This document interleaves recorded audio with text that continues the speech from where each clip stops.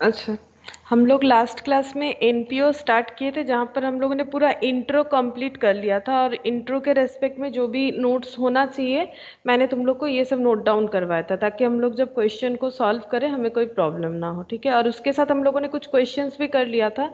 मैंने जो पीडीएफ तुम लोग को दिया था उसके हिसाब से क्वेश्चन 1, 2, 3 और ये शायद फोर्थ है, नंबर नहीं दिया मैंने यहाँ पर। ये कुछ छोटा छोटा क्वेश्चन था सब्सक्रिप्शन के ऊपर, वो हम लोगों ने किया था। आज हम लोग क्वेश्चन जो करेंगे थोड़ा सा लेंदी क्वेश्चन करेंगे, जैसे कि मान लो बैलेंस शीट वगैरह ये। तो पहले क्वेश्चन हम लास्ट से स्टार्ट कर रहे हैं। देखो लास्ट से क्वेश्चन नंबर 13, 14 यहाँ से स्टार्ट कर रहे हैं। अच्छा, इसमें 14 नहीं है क्या? इसमें क्वेश्चन नंबर 14 नहीं है। अच्छा,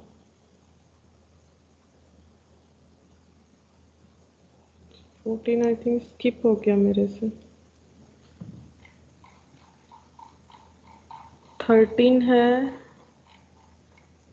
13 है,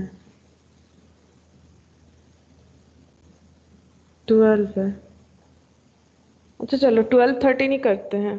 इस पीडीएफ को ठीक करना पड़ेगा, यहाँ पर 2-3 क्वेश्चन स्किप हो गया है। कोई बात नहीं, जो है वहीं से कर रहे हैं। तो क्वेश्चन नंबर 12 देखो, क्वेश्चन नंबर 12 बड़ा ही आसान है, इसको पहले कर लेते हैं। इसमें सिर्फ और सिर्फ हम लोग को बैलेंस शीट करना है। देखो लास्ट दिन हम लोगों ने छोटा छोटा क्वेश्चन किया था, सब्सक्रिप्शन का अकाउंटिंग कैसे होता है वो सीखा था हम लोगों ने। आज हम लोग यहाँ पर बैलेंस शीट देखेंगे कैसे सीखना है। तो एनपीओ में ना हमेशा दो बैलेंस शीट होगा, एक ओपनिंग और एक क्लोजिंग। क्यों होगा? क्योंकि कैपिटल फंड अगर, जरूरी नहीं हमेशा होगा, अगर कैपिटल फंड हमारा गायब है क्वेश्चन में तो हमें ओपनिंग और क्लोजिंग दो बैलेंस शीट ही प्रिपेयर करना पड़ेगा। ठीक है, ये वाला क्वेश्चन को एक बार देखते हैं। That is question number 12। Prepare the balance sheet of ocean blue club based on the following information. Furniture before depreciation, ये बैलेंस शीट के एसेट साइड में जाएगा। डेप्रिसिएशन ऑन फर्नीचर, ये बैलेंस शीट में डेप्रिसिएशन जो है वो लेस होके पुट होगा। ये बिफोर डेप्रिसिएशन दिया है। नॉर्मली क्या होता है, ट्रायल बैलेंस में जो दिया हुआ रहता है, बट ये ट्रायल बैलेंस नहीं है, ये एक इंफॉर्मेशन है, इंफॉर्मेटिव वे से दिया हुआ है। कहीं पर भी नहीं लिखा हुआ है कि ये ट्रायल बैलेंस है, तो हमें ट्रायल बैलेंस की तरह सोचना भी नहीं है। हमें सिर्फ देखना है कि कौन सा इंफॉर्मेशन जो है कहाँ जाके पुट होगा। तो डेप्रिसिएशन लेस हो जाएगा क्योंकि लेस किया हुआ नहीं है। बिल्डिंग फंड, ये बताओ कहाँ जाएगा, फंड कहाँ जाता है, बताओ बिल्डिंग फंड कहाँ जाएगा।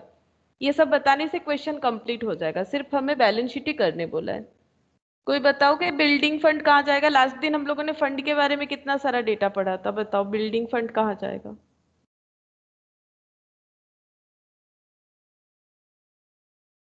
फंड क्या होता है बताओ। फंड मतलब जो डोनेशन से जो पैसा मिला वो फंड। डोनेशन से जो पैसा मिला वो डोनेशन का पैसा है, वो तो डोनेशन का पैसा है। फंड मतलब लास्ट दिन हम लोगों ने कितना कुछ डिस्कस किया था अबाउट फंड, ये देखो। इसीलिए तो मैंने सब चीज पढ़ाया था, क्योंकि मुझे पता है टर्मिनोलॉजी अगर नहीं पता होगा तो प्रॉब्लम होगा। ये मैंने सारा बताया था, डोनेशन क्या होता है और फंड क्या होता है। थोड़ा याद करो या कॉपी देखो। Good morning inky. Good morning ma'am. अच्छा, मेरा क्वेश्चन ये है, देखो मैं इनकी, देखो मेरा क्वेश्चन ये है कि बिल्डिंग फंड कहाँ जाता है, मैंने ये पूछा है। अभी तक मुझे कोई आंसर नहीं आया प्रॉपरली। क्या तुम बताओ कि बिल्डिंग फंड कहाँ जाएगा? कैपिटल फंड में जाना चाहिए। हाँ, मतलब कैपिटल फंड वो अलग होगा, building fund is a specific fund ना। पहला बात है ये लाइबिलिटी साइड में जाना चाहिए, फिर भी ठीक है, करीब करीब आंसर गया। डोनेशन अलग चीज हो जाएगा, डोनेशन कैपिटल भी हो मतलब सकता है है। इन्वेस्टमेंट। इन्वेस्टमेंट तो अलग, वो तो एसेट हो गया। डोनेशन देखो अभी भी मेरा यहाँ लिखा हुआ है, ये इट में भी कैपिटल, इट में भी रेवेन्यू, वो तो डिपेंड करेगा क्वेश्चन में क्या बोला है। इफ स्पेसिफाइड डोनेशन, अगर बताया है कि डोनेशन फॉर लाइब्रेरी बुक्स, ये अगर बता दिया है स्पेसिफाइड, देन इसे कैपिटल ट्रीट करना चाहिए, अदरवाइज ये रेवेन्यू होता है। बाकी क्वेश्चन में जो बोला है वो फॉलो करना है। And add to that capital fund, ये कैपिटल फंड में ऐड हो जाता है। तो ये भी आंसर इसीलिए सही बोला मैंने इंकी का आंसर, क्योंकि इंकी ने कहा कैपिटल फंड, तो वो भी करेक्ट है। देखो जैसे भी कोई स्पेसिफाइड फंड होता है उसका भी मैंने लिखवाया हुआ है, लिखवाना तो चाहिए। मैंने एंट्रांस फीस लिखवाया, लाइफ मेंबरशिप फीस लिखवाया, लीगेसी लिखवाया है। अच्छा, स्पेसिफिक फंड जरूर लिखवाया होगा मैंने, ऐसे देखते हैं। एंट्रांस फीस, डोनेशन ये देखो, डोनेशन इस तरह से हम लोग कर सकते हैं। डोनेशन अलग चीज होता है, इन्वेस्टमेंट अलग चीज होता है। ये मैंने जो बताया था दैट इज, अगर हम लोग अपना डोनेशन को घर पे ही रखेंगे वो कभी इंक्रीज नहीं करेगा। हम लोग डोनेशन का पैसा से कोई इन्वेस्टमेंट परचेस कर सकते हैं, फिर उस इन्वेस्टमेंट परचेस करने के बाद इन्वेस्टमेंट से जो हमें इंटरेस्ट मिलेगा वो हमारे उस डोनेशन फंड को बढ़ा सकता है। ये देखो यहाँ पर फंड का बात मैंने किया हुआ था, ठीक है। तो ये चीज जो होता है, ये देखो आइडेंटिफाई नहीं कर पाओगे तो एनपीओ में प्रॉब्लम हो जाएगा। Building fund, all funds are liability, ये कैपिटल फंड में ऐड हो जाता है, लेकिन इसका चाहो तो एक अलग हेडिंग कर सकते हैं बिकॉज एक स्पेसिफिक फंड है। बिल्डिंग फंड बोल के लाइबिलिटी साइड में एक अलग हेड होगा। इनकम फ्रॉम बिल्डिंग फंड, जैसे कि अभी तुम लोग को दिखाया मैंने लास्ट क्लास का डेटा कि फंड का पैसा हम लोग कहीं इन्वेस्ट कर सकते हैं, इन्वेस्ट करने से वहां से मुझे इनकम आएगा। जरूरी तो नहीं है कि मैंने ऐसे बताया था तुम लोग को कि आज मैंने फंड का पैसा लिया और आज ही काम करना स्टार्ट कर दिया, आज ही लाइब्रेरी बुक खरीदना स्टार्ट कर दिया, या फिर आज ही बिल्डिंग बनाना स्टार्ट कर दिया। पॉसिबल नहीं होता है ऑलवेज कि आज पैसा मिला आज ही स्टार्ट कर दो। उसका एक स्टार्टिंग पॉइंट भी तो होना चाहिए। सारा चीज हम लोग अरेंज करेंगे देन स्टार्ट कर सकते हैं। तो ये पैसे को क्या कर दिया जाता है, इन्वेस्ट कर दिया जाता है, ताकि वो इंटरेस्ट अर्निंग के थ्रू जो है पैसा बढ़ जाए। जैसे बैंक में पैसा रखोगे तो उसमें कम इंटरेस्ट आता है बट कुछ तो आएगा। शेयर में लगाओगे तो काफी अच्छा खासा आता है अगर ठीक ठाक लगा पाओगे, बट रिस्की होता है, इसीलिए लोग बैंक में रखना ज्यादा पसंद करते हैं मैक्सिमम लोग, ठीक है। तो ये देखो, इनकम फ्रॉम बिल्डिंग फंड ये कहां पर जाएगा, इनकम फ्रॉम बिल्डिंग फंड, ये हमारे बिल्डिंग फंड से इनकम आया हुआ है। ये नॉर्मली इनकम एक्सपेंडिचर होता है तो हम लोग वहां पर दिखा सकते हैं इनकम फ्रॉम बिल्डिंग फंड। ये दो जगह चला जाता है नॉर्मली, ठीक है। एक बार तो जाता है हमारा नहीं, इनकम फ्रॉम बिल्डिंग फंड है, sorry income from building fund है, मतलब ये बिल्डिंग फंड में जाके ऐड हो जाएगा। मेरा 30,000 का फंड था, मैंने उस पैसे को कहीं इन्वेस्ट कर दिया, इसीलिए मेरा फंड का पैसा अभी 30,000 प्लस 2,000 हो गया। जैसे मैंने बैंक में 30,000 डिपॉजिट रखा, एक साल बाद मुझे 32,000 मिला, उसी तरह से। तो फिक्स डिपॉजिट ये तो एसेट होता है, कोई भी डिपॉजिट एसेट होता है। Opening general fund, general fund है देखो, नॉट अ स्पेसिफिक फंड, ये एक जनरल फंड है जो जो पैसा हम लोग कहीं भी लगा सकते हैं। जनरल फंड का पैसा हम लोग कहीं भी यूज कर सकते हैं। अगर कोई स्पोर्ट्स क्लब है तो स्पोर्ट्स इंस्ट्रूमेंट वगैरह खरीदने में इन्वेस्ट कर सकते हैं, या फिर हम लोग कुछ बिल्डिंग बनाने में इन्वेस्ट कर सकते हैं, या कोई प्राइज डिस्ट्रीब्यूशन सेरेमनी के लिए खर्चा कर सकते हैं, कहीं पर भी कर सकते हैं। जनरल मतलब जिसपे कोई रेस्ट्रिक्शन नहीं है। बट ये बिल्डिंग फंड का पैसा जो 32,000 बना है, ये सिर्फ बिल्डिंग के लिए ही यूज होगा। Excess of income over expenditure, ये क्या है, excess of income over expenditure, जितना एक्सपेंडिचर हुआ है उससे ज्यादा इनकम हुआ है, इसको हम लोग क्या बोलेंगे, इसको हम लोग बोलते हैं सरप्लस। मैंने लास्ट क्लास में बताया था, यहाँ प्रॉफिट या लॉस लैंग्वेज यूज नहीं करना है हम लोगों को। अगर प्रॉफिट होता है तो देन सरप्लस, सरप्लस तभी हो सकता है अगर हमारा इनकम एक्सपेंडिचर से ज्यादा है। देखो वही लैंग्वेज है, excess of income over expenditure. Opening balance of capital fund, मतलब कैपिटल का जो पैसा है उसका ओपनिंग बैलेंस बताया गया है। Cost of swimming pool, swimming pool क्या हो जाएगा, एसेट हो जाएगा। स्विमिंग पूल फिक्स्ड एसेट, ठीक है। Equipment fixed asset. Investment of general fund, ये इन्वेस्टमेंट के हेडिंग में जाएगा, ये भी एसेट है। सब्सक्रिप्शन आउटस्टैंडिंग, ये भी करेंट एसेट हो जाएगा। आउटस्टैंडिंग कंसल्टेंसी, कंसल्टेंसी फीस तो एक्सपेंस होता है, ठीक है, तो ये क्या हो जाएगा, लाइबिलिटी। अलाउंस आउटस्टैंडिंग, मतलब हम लोगों को कुछ अलाउंस देना था जो हम लोगों ने बाकी रख दिया, तो ये भी लाइबिलिटी। कैपिटल ग्रांट, बताओ ये कहाँ जाएगा, कैपिटल ग्रांट। ग्रांट मतलब क्या, गवर्नमेंट से ग्रांट, कैपिटल में। कैपिटल में ऐड हो जाएगा। कैपिटल के साथ ऐड कर सकते हैं या फिर अलग हेडिंग के साथ भी हम लोग चाहे तो लिख सकते हैं, ठीक है। दो ओपन हो गया। अच्छा नेक्स्ट देखो, एंट्रेंस फीस 50% बी फंडेड, ठीक है। 50% मतलब कितना हो जाएगा, 4,000 का 50% कितना होता है, 2,000। फंडेड मतलब कैपिटल फंड में जाएगा, ठीक है, मतलब ये फंड है यानी कैपिटल रिसिप्ट है। बाकी 50% इनकम एक्सपेंडिचर में जाएगा। लीगेसी, ये भी फंडेड, फंडेड मतलब फंड बना है, मतलब ये कैपिटल रिसिप्ट है। मतलब कैपिटल नेचर का ही फंड होता है नॉर्मली। प्राइज फंड, ये भी एक स्पेसिफिक फंड है, देखो इससे प्राइस का ही हम लोग खर्चा निकालेंगे, तो ये अपना प्राइस फंड एक स्पेसिफिक फंड हो जाएगा। इनकम फ्रॉम प्राइस फंड, ये इसमें ऐड हो जाएगा। एक्सपेंसेस ऑफ प्राइस फंड, ये लेस हो जाएगा। मेरा 11,000 का फंड बना था, 800 का मैंने वहां से खर्चा कर दिया, हो गया। Investment of price fund, investment of price fund मतलब ये देखो यहाँ पर तीनों का 3-4 पॉइंट सब दिया हुआ है। प्राइस फंड मिला मुझे, मैंने प्राइस फंड क्रिएट किया या फिर किसी से मुझे मिला था, मैंने उस फंड को इन्वेस्ट कर दिया। ये देखो 10,000 मैंने इस फंड को इन्वेस्ट कर दिया ताकि मुझे इंटरेस्ट मिले। और जब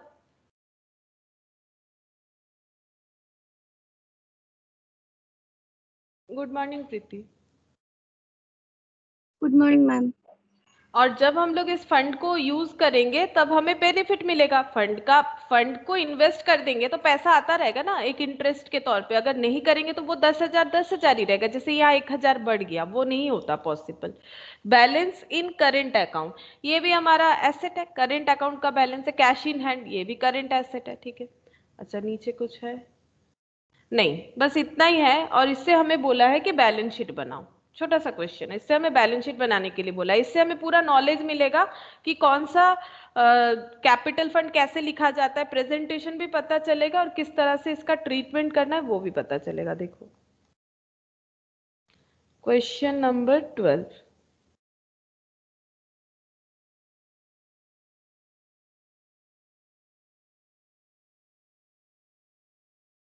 बैलेंस शीट एज एट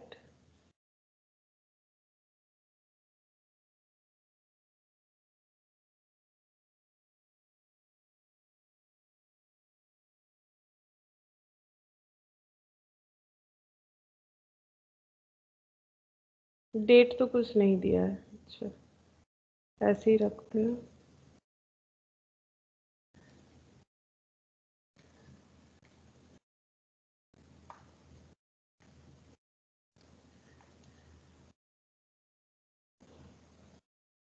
अच्छा जैसे जैसे इंफॉर्मेशन मिल रहा है वैसे लिखते चलो। फर्नीचर, तो इसका हेडिंग कर देते हैं फिक्स्ड एसेट। ऐसे तुम लोग पूरा प्रेजेंटेशन कर सकते हो।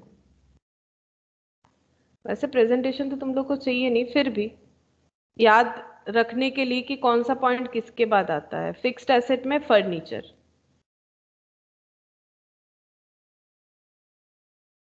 8,000 बिफोर डेप्रिसिएशन है, इसीलिए मैंने इनर कॉलम में लिखा है। फिर नीचे ही उसका डेप्रिसिएशन 800 दिया हुआ है, तो लेस डेप्रिसिएशन 800, तो कितना हो जाएगा 7,200।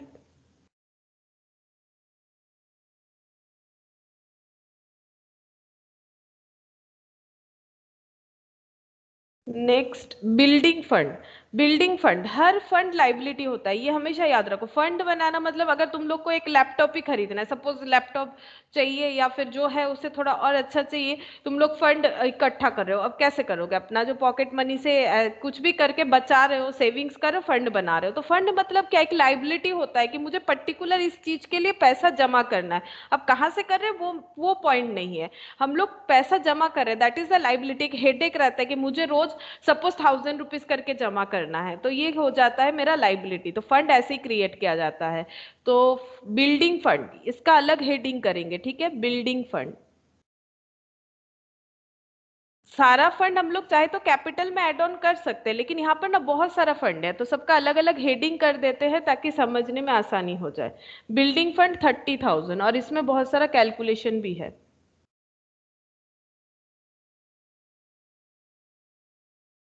अच्छा उसके बाद इनकम फ्रॉम बिल्डिंग फंड 2,000, तो यहाँ पर ऐड कर देते हैं इनकम।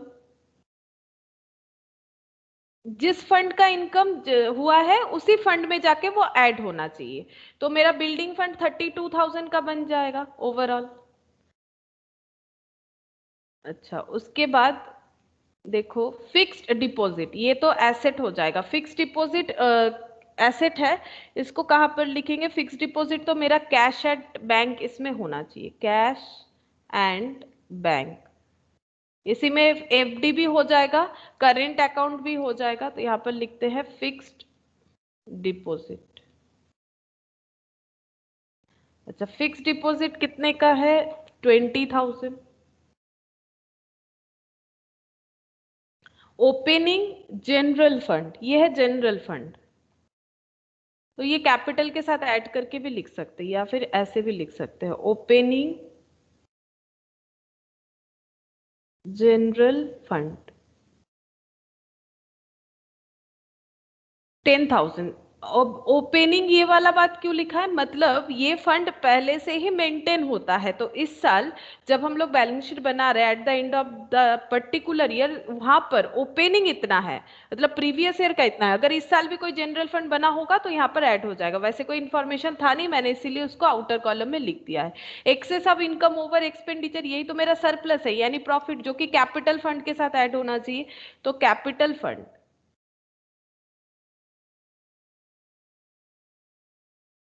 कैपिटल फंड ऐड करेंगे surplus, excess of income over expenditure 20,000। अच्छा, उसके बाद यहाँ पर opening balance of capital fund दे दिया है 60,000।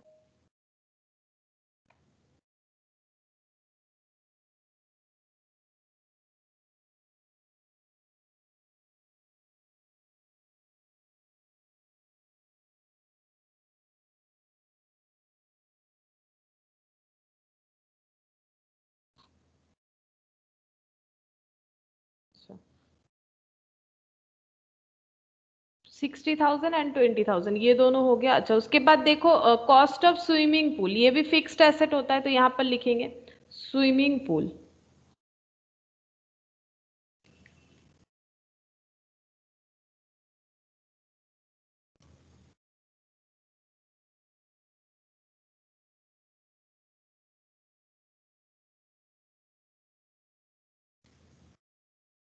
$40,000 का है।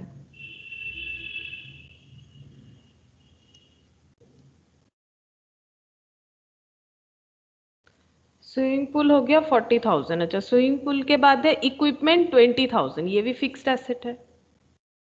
इक्विपमेंट, इक्विपमेंट हो जाएगा 20,000। अच्छा, नेक्स्ट देखो, इक्विपमेंट के बाद investment of general fund, investment का हेडिंग करते हैं।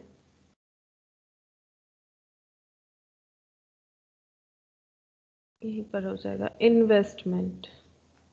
इन्वेस्टमेंट का हेडिंग होगा, उसमें लिखते हैं जनरल फंड। जनरल फंड में इन्वेस्ट किया गया है 36,000, मतलब जनरल फंड जो बना हुआ है उसमें 36,000 ये बचा हुआ है ओपनिंग, और इस साल का जो था शायद वो जो है हम लोग ने इन्वेस्ट कर दिया है। जनरल फंड में जो पैसा बचा हुआ था उसको फंड में नहीं रखा, अभी यूज नहीं हो रहा है, उसको ले जाके हम लोगों ने कहीं इन्वेस्ट कर दिया, इससे हमें इनकम मिल जाएगा फ्यूचर में। अच्छा, सब्सक्रिप्शन आउटस्टैंडिंग, ये भी एसेट होगा। आउटस्टैंडिंग सब्सक्रिप्शन करंट एसेट होगा, तो यहाँ लिख देते हैं आउटस्टैंडिंग सब्सक्रिप्शन। ये करंट एसेट हो जाएगा। आउटस्टैंडिंग सब्सक्रिप्शन 1,000, ये करंट एसेट हो जाएगा। करंट एसेट में outstanding subscription, cash and bank, ये सब आ जाएगा। अच्छा, उसके बाद है आउटस्टैंडिंग कंसल्टेंसी, ये 10,000 था। Outstanding consultancy,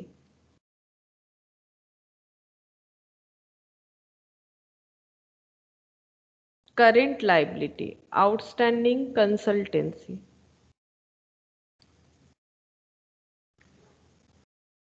1,000।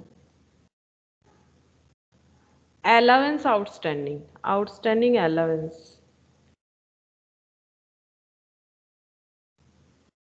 800। Capital grant 10,000, capital grant मिला है 10,000 का। अच्छा, ये हमारा कैपिटल में ऐड हो जाएगा। कैपिटल जितना था सरप्लस प्लस ग्रांट, ग्रांट मिला है 10,000। अच्छा, उसके बाद है एंट्रांस फीस 50% बी फंडेड, मतलब 50% कैपिटलाइज्ड हो जाएगा, तो ऐड कर देते हैं कैपिटल के साथ, या फिर अलग से भी लिख सकते हो एंट्रांस फीस। देखो, हम लोग चाहे तो ये दोनों को छोड़ के, मतलब ये कैपिटल फंड और ये सरप्लस छोड़ के बाकी सारा चीज हम लोग चाहे तो इंडिविजुअली भी लिख सकते हैं, वैसे भी कोई प्रॉब्लम नहीं है, लिख सकते हैं वैसे। अच्छा, एंट्रेंस फीस 50% यानी 2,000 कैपिटलाइज्ड हो जाएगा, यहाँ और जगह नहीं होगा, इसको टोटल कर देते 60 20 80 80 और 10 90 92,000। 92,000। अच्छा, उसके बाद लीगेसी रिसिप्ट फंडेड, ये भी ऐड करना है, लीगेसी 8,000 का। अच्छा, इसको भी ऐड करना चाहिए था, तो यहाँ तो जगह नहीं है, हम अलग से लिख देते हैं लीगेसी 8,000। अच्छा, price fund, price fund specific fund है, इसे तो अलग लिखना ही चाहिए। प्राइस फंड जो है वो 10,000 का है, इनकम है 1,000, प्राइस फंड 10,000। अच्छा, इसमें इनकम हो जा रहा है at income 1,000 less expense 800, less expense 800 यहाँ पर दिया हुआ था 10,000 1,800। और इन्वेस्टमेंट ऑफ प्राइस फंड, वो इन्वेस्टमेंट में जाएगा 10,000। पहले इसका देख लेते कितना हो रहा है, 11,000 माइनस 800 कितना हो जाएगा 10,200। और इन्वेस्टमेंट में और एक फंड चला जाएगा प्राइस फंड, ये देखो प्राइस फंड। तुम लोग इससे कंफ्यूज मत हो, देखो कैसे हम लोग आइडेंटिफाई कर सकते कौन सा एसेट में जाएगा कौन सा लाइबिलिटी में जाएगा। सीधा सा बात है, अगर ओनली फंड लिखा हुआ है तो ऑलवेज लाइबिलिटी। देखो सिर्फ फंड लिखा हुआ है, देखो सिर्फ फंड, जैसे कि हम दिखा देते बिल्डिंग फंड, देखो लाइबिलिटी साइड लिखा हुआ होगा, इनकम फ्रॉम बिल्डिंग फंड वो ऐड हो जाएगा बिल्डिंग फंड में। फिक्स डिपॉजिट, अच्छा ओपनिंग जनरल फंड, ये भी लाइबिलिटी होगा। अच्छा, ये देखो जनरल फंड अच्छा इन्वेस्टमेंट, अगर किसी के आगे इन्वेस्टमेंट लिखा हुआ है, ये इन्वेस्टमेंट लिखा हुआ है तो वो एसेट हो जाएगा। Investment of general fund, general fund को ले जाके कहाँ इन्वेस्ट, कहीं इन्वेस्ट कर दिया, ठीक है। ये देखो ये फंड लिखा हुआ है, ये भी फंड लिखा हुआ है, ये सब लाइबिलिटी है। ये फंड है, ये भी लाइबिलिटी है। अच्छा, इनकम है तो ऐड होगा, एक्सपेंस है तो लेस होगा। इन्वेस्टमेंट जैसे ही लिखा हुआ होता है वो एसेट हो जाता है, ठीक है। तो तुम लोग इस तरह से भी आइडेंटिफाई कर सकते हो, मैंने एक बार बता दिया, क्योंकि बहुत लोगों को कंफ्यूजन हो जाता है कि इन्वेस्टमेंट एक बार इधर भी लिख रहे हैं एक बार इधर उधर भी लिख रहे हैं, ऐसा बात नहीं है। प्राइस फंड दोनों साइड नहीं लिख रहा है, प्राइस फंड का जो फंड है वो लाइबिलिटी होता है, लेकिन फंड का जो पैसा हम लोग इन्वेस्ट कर देते हैं वो हमारा एसेट हो जाता है। तो प्राइस फंड का 10,000 ये इन्वेस्टमेंट में चला गया। अच्छा, उसके बाद balance in current account 10,000, cash in hand 800। Current account और कैश इन हैंड 10,000, ये टोटल करके 10 और 20 30,800। अब इसका टोटल करना पड़ेगा, 30,800 plus 10,000 plus 10,000 plus 36,000 plus 7,200 plus 40,000 plus 20,000, 1,54,000, 1,54,000। 92, 18, 32, 10,200 plus 1,800, 1,54,000, 1,54,000।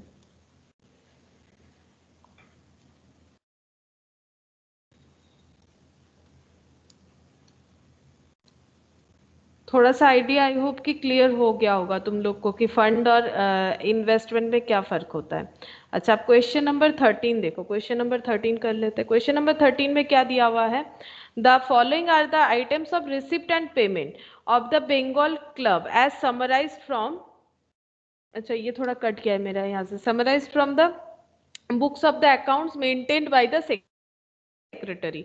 तो receipt payment account just like क्या होता है, कैश बुक की तरह होता है। यहाँ पर कैश रिसिप्ट कैश पेमेंट का एंट्री होता है इररेस्पेक्टिव ऑफ द ईयर।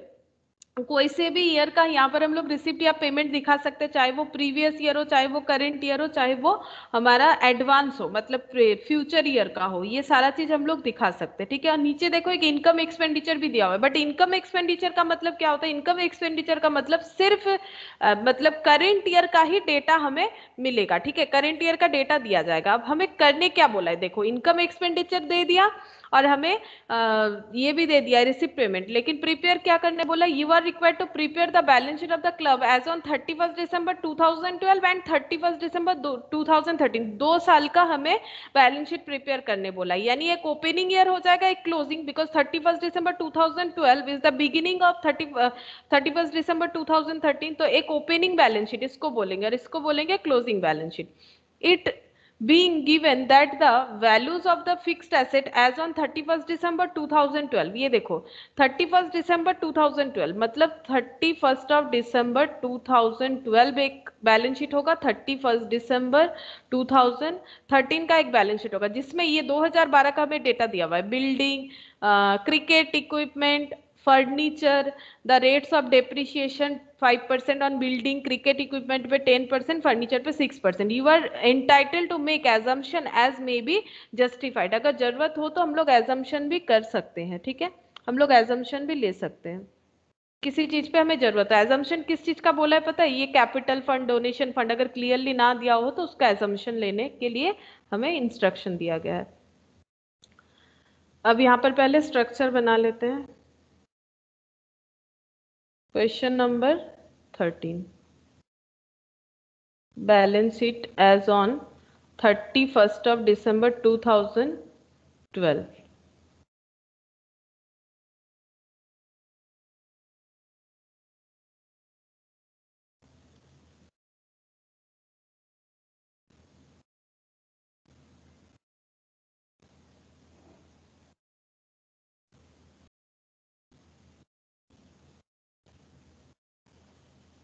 और एक बैलेंस शीट यहाँ बना लेते हैं, balance sheet as on 31st December 2013, balance sheet as on 31st of December 2013, ठीक है। अच्छा, अब कैसे हम लोग बैलेंस शीट करना स्टार्ट करें, देखो अगर हमें क्या दिया हुआ है, क्वेश्चन थोड़ा अलग है। देखो यहाँ पर हमें income expenditure and receipt payment account दिया हुआ है, इससे हमें बैलेंस शीट बनाना है, तो थोड़ा अलग हमें देखना पड़ेगा कैसे कैसे कर सकते हैं। सबसे पहले तो हम लोग को यहाँ पर 31 दिसंबर 2012 का डायरेक्ट डेटा जो दिया हुआ है, ये हम लोग 2012 में पुट कर सकते हैं, ठीक है। तो 2012 का जो बैलेंस शीट होगा उस यानी ओपनिंग बैलेंस शीट, उसमें हम लोग बिल्डिंग लिखेंगे 44,000, यहाँ पर लिख देते हैं बिल्डिंग 44,000, और क्या है, क्रिकेट इक्विपमेंट 25,000,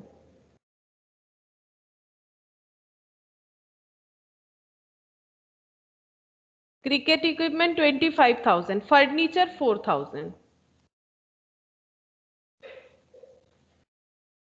ये सब देखो हम लोग को डायरेक्टली मिल गया।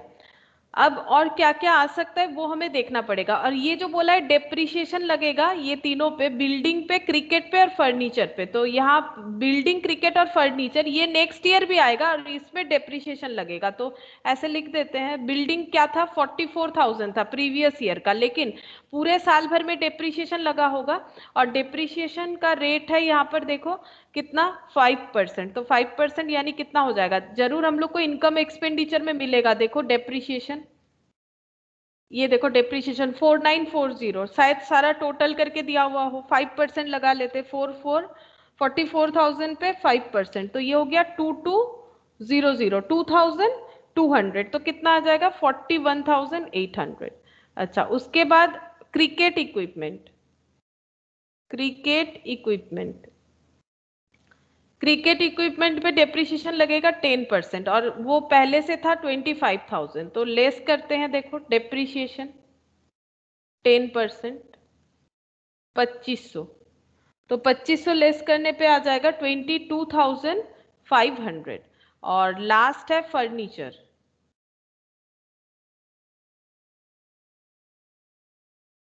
$4,000 और इस पे डेप्रिसिएशन है 6%, 2,400। तो 4,000 माइनस 240, अच्छा 240 है क्या, 3760, ठीक है। अब तुम लोग देख सकते हो ये डेप्रिसिएशन का टोटल करके देखो, जो इनकम एक्सपेंडिचर में हमारा डेप्रिसिएशन दिया हुआ उससे ऑब्वियसली टैली करना चाहिए, क्योंकि अगर हम लोग को इनकम एक्सपेंडिचर प्रिपेयर करना होता तो हम लोग यही वाला डेप्रिसिएशन वहां पे पुट करते हैं। डेप्रिसिएशन तो दो जगह जाता है ना, अगर एडिशनल इंफॉर्मेशन में दिया हुआ हो तो सबको टोटल करके देखो आ रहा है 4940, यहाँ पर भी देखो 4940, है ना। तो ये समझ में आ रहा है कैसे रिलेशन हो रहा है। यहाँ पर हम लोग उल्टा कर रहे हैं। नॉर्मली हम लोग क्या करते हैं, ये खुद ही प्रिपेयर करते हैं इनकम एक्सपेंडिचर बैलेंस शीट। यहाँ पर इनकम एक्सपेंडिचर दिया हुआ है, हम लोग बैलेंस शीट 2 साल का प्रिपेयर करने के लिए कहा गया है। तो ये देखो, ये सब टोटल करोगे तो तुम लोग को डेप्रिसिएशन क्लियर हो जाएगा कि कैसे आया। अच्छा, अब हम लोग को जो करना है that is opening balance sheet और क्लोजिंग बैलेंस शीट को कंप्लीट करना है। अब देखो यहाँ से स्टार्ट करते हैं एक एक पॉइंट से, जैसे कि कैश, ये बताओ कहाँ पर जाएगा। ये ओपनिंग बैलेंस, ये तो रिसिप्ट पेमेंट अकाउंट है जो कि कैश बुक की तरह है, तो कैश बुक का ओपनिंग बैलेंस यानी ओपनिंग कैश बैलेंस और क्लोजिंग कैश बैलेंस। बताओ ओपनिंग कैश बैलेंस कहाँ जाएगा, हम स्टार्टिंग से लेते हैं एक एक पॉइंट, बताओ। बैलेंस शीट एसेट्स, हाँ, लेकिन कौन से बैलेंस शीट में जाएगा, ओपनिंग वाले में, करेक्ट, ओपनिंग बैलेंस शीट में जाएगा, ठीक है। 4200 यहाँ पर लिखते हैं कैश 4200, ठीक है, ये मैंने लिख दिया। अच्छा, नेक्स्ट क्या है देखो, हम लोग लाइन बाय लाइन चलते हैं। एंट्रेंस फीस 2012, लेकिन ये जो हम लोग का क्वेश्चन बन रहा है उसका करंट ईयर क्या है, 2013। एक्चुअली हम लोग को प्रिपेयर करना है 2013 का, ठीक है, लेकिन हम लोग को यहाँ पर क्योंकि ये कैश बुक है, कैश बुक में कभी भी पैसा मिले कभी भी पैसा दे वो एंट्री हो जाता है, जिस टाइम मिलता है, कौन से टाइम पे मिल रहा है वो मेन पॉइंट है। मतलब रिसिप्ट पॉइंट मेन देखा जाता है, किस पीरियड का रिसिप्ट करें वो नहीं देखा जाता है। अब बताओ एंट्रेंस फीस अगर हम लोग 2012 का 1000 रुपया रिसीव करें, वो भी कब, ये कब का कैश बुक है, 2013 का। 2013 में 2012 का अगर हम लोग एंट्रेंस फीस ले रहे थे तो एंट्रेंस फीस क्या था, ये बता सकते हो, एंट्रेंस फीस क्या है, क्या आउटस्टैंडिंग था तभी मिल रहा। हाँ बोलो। आउटस्टैंडिंग था, कौन से ईयर का आउटस्टैंडिंग था, 2012। 2012। तो 2012 का जो बैलेंस शीट है वहां पर तुम लोग को लिखना पड़ेगा आउटस्टैंडिंग एंट्रेंस। अब क्यों एसेट साइड लिख रहे हैं वो भी देखो, बिकॉज रिसिप्ट यानी मेरा इनकम था, मुझे इनकम नहीं मिला था, मिलना चाहिए था, तभी तो मैंने यहाँ पर रिसिप्ट दिखाया है। तो आउटस्टैंडिंग एंट्रेंस फीस ये हो जाएगा कितना था, 1000, ठीक है, 1000। तो इस तरह से आइडेंटिफाई करना पड़ेगा। फिर नेक्स्ट देखो यहाँ पर फिर से ये डू दिया हुआ है, मतलब वही एंट्रेंस फीस 2013 का 10,000 हम लोगों को मिला है, एंट्रेंस फीस 2013 का हमें 10,000 मिला है, ठीक है। और यहाँ पर इनकम एक्सपेंडिचर में एक बात देखते हैं कि एंट्रेंस फीस कितना दिख रहा है, देखो चेक करते हैं। इनकम साइड में मिलेगा, देखो यहाँ पर दिख रहा है 10,500। बात को समझो एक बार, यहाँ पर मेन पॉइंट आएगा फिर एक बार। रिसिप्ट पेमेंट अकाउंट हमें पूरे साल का इनकम बताता है, चाहे वो रिसिप्ट हो चाहे वो रिसीवेबल हो। तो इनकम एक्सपेंडिचर बता रहा है कि मेरा एंट्रेंस फीस है 10,500। देखो अब हम जो पॉइंट बोलना चाह रहे हैं यहाँ पर लिख के दिखाते हैं, ठीक है। इनकम एक्सपेंडिचर अकाउंट यहाँ पर बनाते हैं, ठीक है। यहाँ पर रिसिप्ट पेमेंट अकाउंट जो कि कैश बुक है, ठीक है, कैश बुक का इधर इनकम लिखा जाता है। तो कैश बुक बोल रहा है कि एंट्रेंस फीस जो है वो मैंने रिसीव किया है 2013 के लिए 10,000, और इनकम एक्सपेंडिचर बुक जो है वो हमें बोल रहा है कि हम लोगों ने इनकम एक्सपेंडिचर का कितना देखा, 10,000, सॉरी, हाँ 10,500 एंट्रेंस, हाँ। तो बाई एंट्रेंस फीस, ठीक है, दोनों ही एंट्रेंस फीस का डेटा है, लेकिन दो अलग अलग बुक में मेंटेन है। ये जो बुक है ये हमें रिसीव्ड एंड रिसीवेबल दोनों का हिसाब लगा के देता है, लेकिन सिर्फ 2013 का ही डेटा मिलेगा। लेकिन यहाँ पर 2013 के साथ दूसरा डेटा भी मिलेगा जो अभी हम लोग को देखने के लिए मिला, लेकिन इन लोगों ने 2013 को अलग से दिखा दिया है। तो ये रिसिप्ट पेमेंट 2013 का है, तो 2013 का मुझे 10,000 मिला, लेकिन मेरा इनकम एक्सपेंडिचर बोल रहा है मुझे 10,500 मिलना चाहिए। तो बताओ ये क्यों हुआ, ऐसा डिफरेंस का मतलब क्या है, मुझे 10,000 मिला है, हाँ बताओ। आउटस्टैंडिंग हो सकता है। हाँ, आउटस्टैंडिंग मतलब मेरा इनकम एक्सपेंडिचर का मतलब क्या है, मुझे कितना मिला और कितना मिलना चाहिए था, दोनों का टोटल। चाहो तो तुम लोग अपने हिंदी में लैंग्वेज में लिख सकते हो। Receipt payment sorry income expenditure का मतलब होता है कितना मिला और कितना मिलना चाहिए था उसका total, that is received and receivable. Receivable during the year, ठीक है, ड्यूरिंग द ईयर, उस साल का। तो मुझे 2013 में 10,500 एंट्रांस फीस मिलना चाहिए था, बट मुझे 10,000 ही मिला। ये कैसे पता चला? मेरा कैश बुक से। कैश बुक जो मान लो मेंटेन करते हैं, अगर हम लोग बैंक में भी पैसा रिसीव करते हैं, मुझे 10,500 मिलना चाहिए था, मिला 10,000। तो ये मेरा आउटस्टैंडिंग है। कितना आउटस्टैंडिंग है? 500। लेकिन बताओ कि कौन से साल का है? अभी तो बहुत बार मैंने ईयर आइडेंटिफाई करके बताया, बताओ कौन से साल का है? 2012। 13। क्यों पूरा का है? 13 का है, 12 का कैसे आएगा? ये तो 12 का डेटा है और इनकम एक्सपेंडिचर भी 13 का बना हुआ है। सॉरी, 13 का डेटा है ये वाला रिसिप्ट पेमेंट का, और ये 13 का इनकम एक्सपेंडिचर। ये 12 का इनकम एक्सपेंडिचर थोड़ी ना है, ये तो 13 का इनकम एक्सपेंडिचर है। तो ये 13 का आउटस्टैंडिंग होगा। 12 का आउटस्टैंडिंग तो अभी बताया, तुम लोगों ने खुद ही बताया कि 12 का आउटस्टैंडिंग वो है जो हम लोगों ने 2013 में रिसीव किया। 2013 का कैश बुक में हम लोगों ने 2012 का रिसिप्ट दिखाया है 1,000। इसका मतलब ये 2012 का आउटस्टैंडिंग था, तभी तो 2013 में मिल रहा है, ठीक है। और ये जो है सब्सक्रिप्शन, यहाँ सॉरी ये जो दिख रहा है एंट्रांस फीस 2013 का, हमें 10,000 मिला है, लेकिन इनकम एक्सपेंडिचर बोल रहा है कि नहीं हमें 10,500 मिलना चाहिए था, तो ये आउटस्टैंडिंग हो जाएगा। तो यहाँ पर लिखेंगे outstanding entrance fees 500, outstanding entrance fees 500। फिर से ऐसा आएगा, तुम लोग फिर से समझने का कोशिश करना। अच्छा, नेक्स्ट सब्सक्रिप्शन फॉर 2012। इसका मतलब मैंने 2012 का 600 रुपए का सब्सक्रिप्शन लिया है, लेकिन ये कैश बुक तो 2013 का है, मतलब 2013 में 2012 का सब्सक्रिप्शन रिसीव किया है। तो 2012 में ये सब्सक्रिप्शन किस हालत में था? अगर सब्सक्रिप्शन अकाउंट बनाओगे तो ये किधर लिखोगे? टू बैलेंस बीटी, और ऐसे भी तो साफ साफ बता के रखा है 2012 का था ये सब्सक्रिप्शन, जो हम लोग 2013 में ले रहे हैं, रिसिप्ट 2013 में कर रहे हैं। तो ये कौन से ईयर का आउटस्टैंडिंग है? 2012। 2012, करेक्ट, 2012 का आउटस्टैंडिंग है। तो यहां लिखेंगे ओपनिंग वाले में आउटस्टैंडिंग सब्सक्रिप्शन, आउटस्टैंडिंग सब्सक्रिप्शन 600, ठीक है, आउटस्टैंडिंग सब्सक्रिप्शन 600। अच्छा, फिर देखो यहाँ पर फिर से दिया है डू 2013, मतलब सब्सक्रिप्शन 2013 का हम लोगों को मिला है 15,000, ये मिला है, ये ओनली रिसिप्ट है।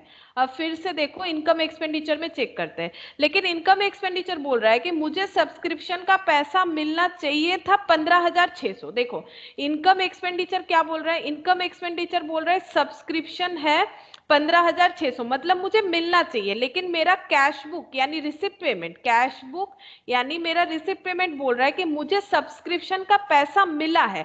देखो ये रिसिप्ट एंड रिसीवेबल, और ये ओनली रिसिप्ट, तो रिसिप्ट हुआ है 15,000, तो रिसीवेबल कितना हो गया? 600। सीधा सा बात है, रिसीवेबल कितना हो गया? 600। अब ये कौन से ईयर का है? बताओ कौन से ईयर का है? 13 का है। 13 का है, क्योंकि ये 13 के साथ ही हम लोग चेक कर रहे हैं ना, वहां लिखा हुआ था डायरेक्टली 13। हम लोग को इतना टाइम लेना ही नहीं चाहिए। देखो जिन लोग को थोड़ा भी कंफ्यूजन रह रहा है, यहाँ साफ साफ बता दिया 2013 का है। आउटस्टैंडिंग सब्सक्रिप्शन, आउटस्टैंडिंग सब्सक्रिप्शन हो जाएगा 600। अच्छा, सब्सक्रिप्शन अब देखो यहाँ पर दिया है इंटरेस्ट रिसीव्ड ऑन इन्वेस्टमेंट 3,000, ठीक है। ये इसमें कोई प्रीवियस ईयर या करेंट ईयर का डेटा है कि नहीं, उसके लिए हम लोग इसको चेक करेंगे हमारा इनकम एक्सपेंडिचर के साथ, ठीक है। ये 2013 का रिसिप्ट दिख रहा है हम लोगों को, इतना मिला इंटरेस्ट। अब हम लोग इनकम एक्सपेंडिचर के इनकम साइड में जाएंगे, इंटरेस्ट 4,000 मिला है, ठीक है, जबकि यहाँ पर दिखा रहा है कि कितना मिला है? 3,000।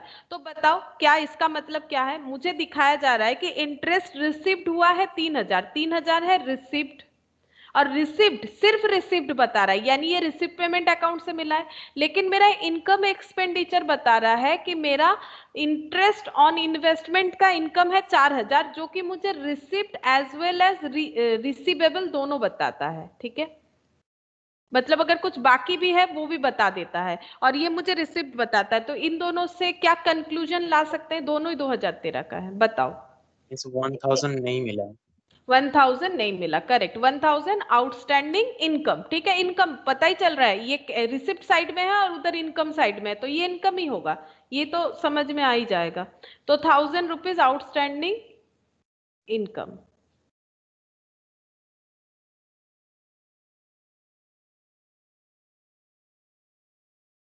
लिखते हैं आउटस्टैंडिंग इंटरेस्ट ऑन इन्वेस्टमेंट 1000। अच्छा, अब सब्सक्रिप्शन 2014, इसका क्या करें बताओ? 2013 में 2014 का पैसा ले लिया है हम लोगों ने, रिसिप्ट कर लिया है क्योंकि रिसिप्ट पेमेंट अकाउंट है, तो बताओ इसका मतलब क्या होता है? प्रीपेड है। प्रीपेड है, मतलब Prepaid। एडवांस, हाँ एडवांस ले लिया, ठीक है, इसको एडवांस बोलेंगे क्योंकि हम लोगों ने लिया है। प्रीपेड का मतलब भी एडवांस होता है, लेकिन वो एडवांस पेड होता है, ये एडवांस रिसीव्ड है, तो इसे इसका लैंग्वेज लिखना चाहिए हम लोगों को एडवांस। एडवांस सब्सक्रिप्शन दोनों ही, अगर प्रीपेड होता ना तो प्रीपेड होने से वो liability side, sorry asset side में आता। ये इनकम है जो हम लोगों ने एडवांस ले लिया, तो इसको 400, इसमें लैंग्वेज एडवांस करेक्ट होता है।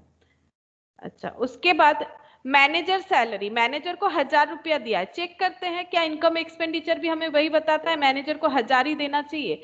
देखो मैनेजर को हम लोगों ने दिया है 1500, यहाँ दिखा रहे 1500, इनकम एक्सपेंडिचर बोल रहा है, फिर से समझो, इनकम एक्सपेंडिचर बोल रहा है कि सैलरी जो है paid and payable, income expenditure क्या दिखाएगा? एक्सपेंस साइड में पेड एंड पेबल दोनों का मिक्सड अप दिखाएगा, जो कि है 1500। और मेरा payment account, receipt payment account का पेमेंट साइड बोल रहा है कि सैलरी पेड नॉट पेबल, ठीक है, सैलरी पेड 1000। तो बताओ ये 500 का जो डिफरेंस आ रहा है ये क्यों आ रहा है? इसका मतलब क्या है, सोचो। पे नहीं किया है। पे नहीं 500। किया है, 500 मैंने बाकी रख दिया। ये कौन से ईयर का जाएगा? ये कौन से ईयर का इनकम एक्सपेंडिचर है? उसी के साथ हम लोग कंपेयर करें, कौन से ईयर का? 13। 13। तो आउटस्टैंडिंग सैलरी हो जाएगा 500।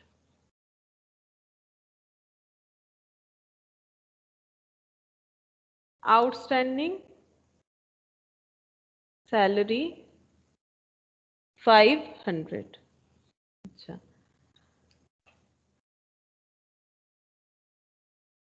प्रिंटिंग एंड स्टेशनरी, यहाँ 2600 पेड है, यहाँ पर देख लेते हैं।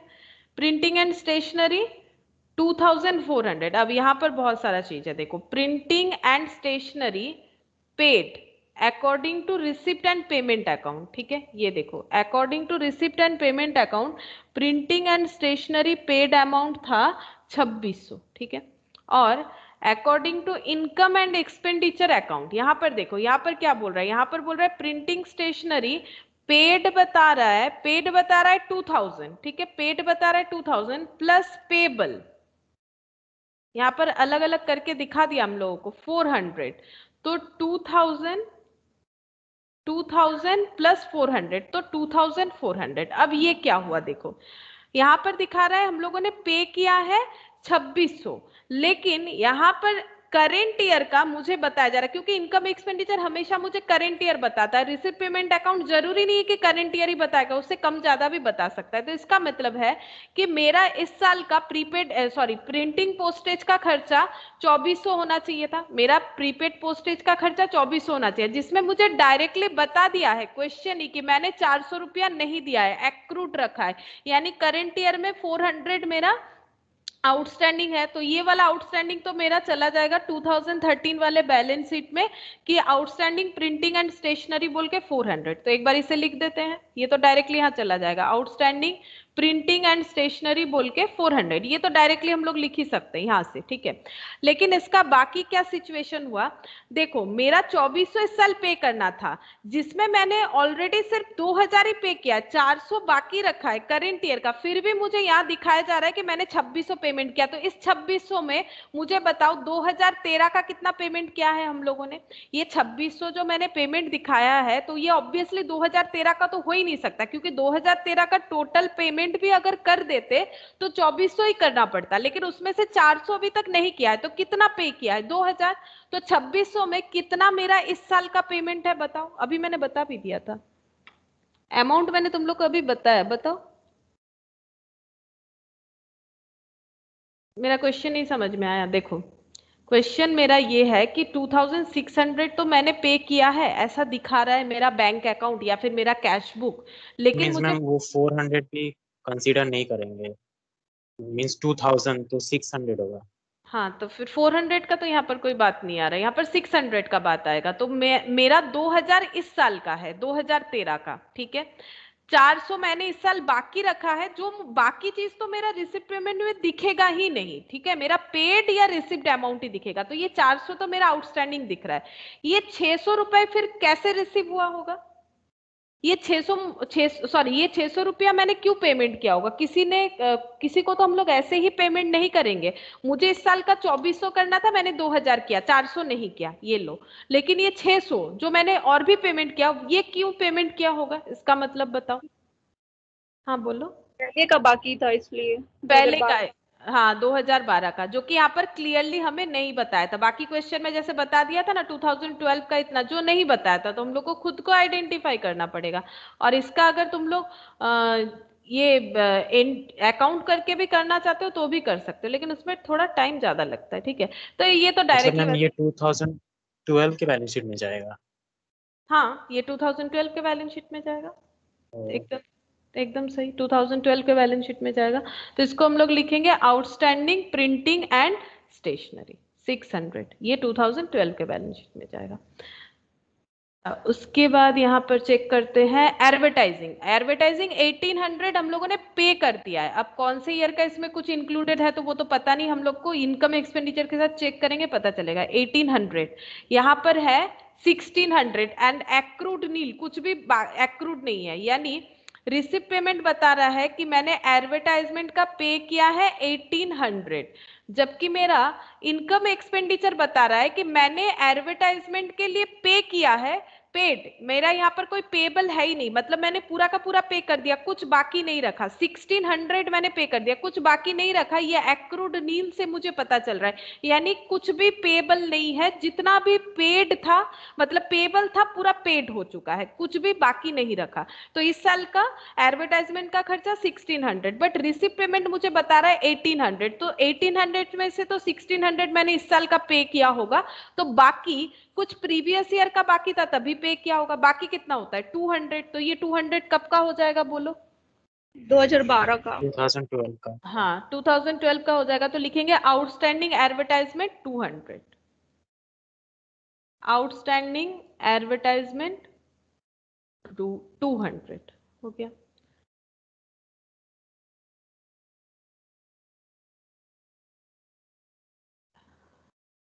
अच्छा अब आगे देखते हैं। एडवर्टाइजिंग हो गया। फायर इंश्योरेंस 1200, चेक करते हैं यहाँ भी क्या 1200 है? फायर इंश्योरेंस नहीं, यहाँ 1000 है, ठीक है। यहाँ पर 1000 दिखा रहा है फायर इंश्योरेंस, और वहां पर दिखा रहा है 1200। अच्छा, और यहाँ कुछ आउटस्टैंडिंग तो बोला नहीं है।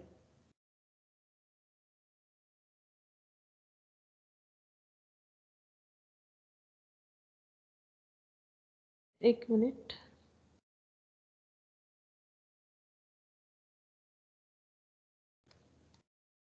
फायर इंश्योरेंस 1000 एक बार देख लेते, ठीक देखा था मैंने। हाँ फायर इंश्योरेंस 1200, ठीक है।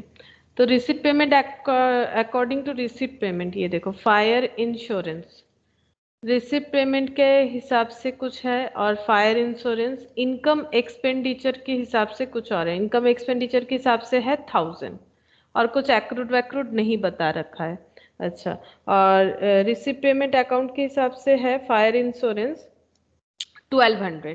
तो एक्रूड तो कुछ नहीं बताया है, तो मैंने 1200 पे किया है, जबकि मेरा खर्चा था 1000। तो 200 कब का होगा? 2012 का होगा। 2012 का होगा, ठीक है। फायर इंश्योरेंस 2012 का होगा। Outstanding fire insurance 200। एक बार प्रिंटिंग एंड स्टेशनरी का वो 200 होगा या फिर 600 होगा वो? 2012 में। वो समझ में नहीं आ रहा है। 600 है। 600 ही होगा ना, 2600 था। हाँ। रुको एक मिनट दिखा देते हैं। ये देखो ये 2400 था, ये 400 जो है, ये 400 भी होगा, ये तो 2013 वाले में चला जाएगा, 400 होगा, ये देखो 400 भी होगा, कहाँ पर लिख दिया मैंने। मैम 400 को पहले लिखवा दिए थे, हाँ पहले 400। वही को लिखवा थे हाँ 13 में। हाँ 400 तो 13 में होगा।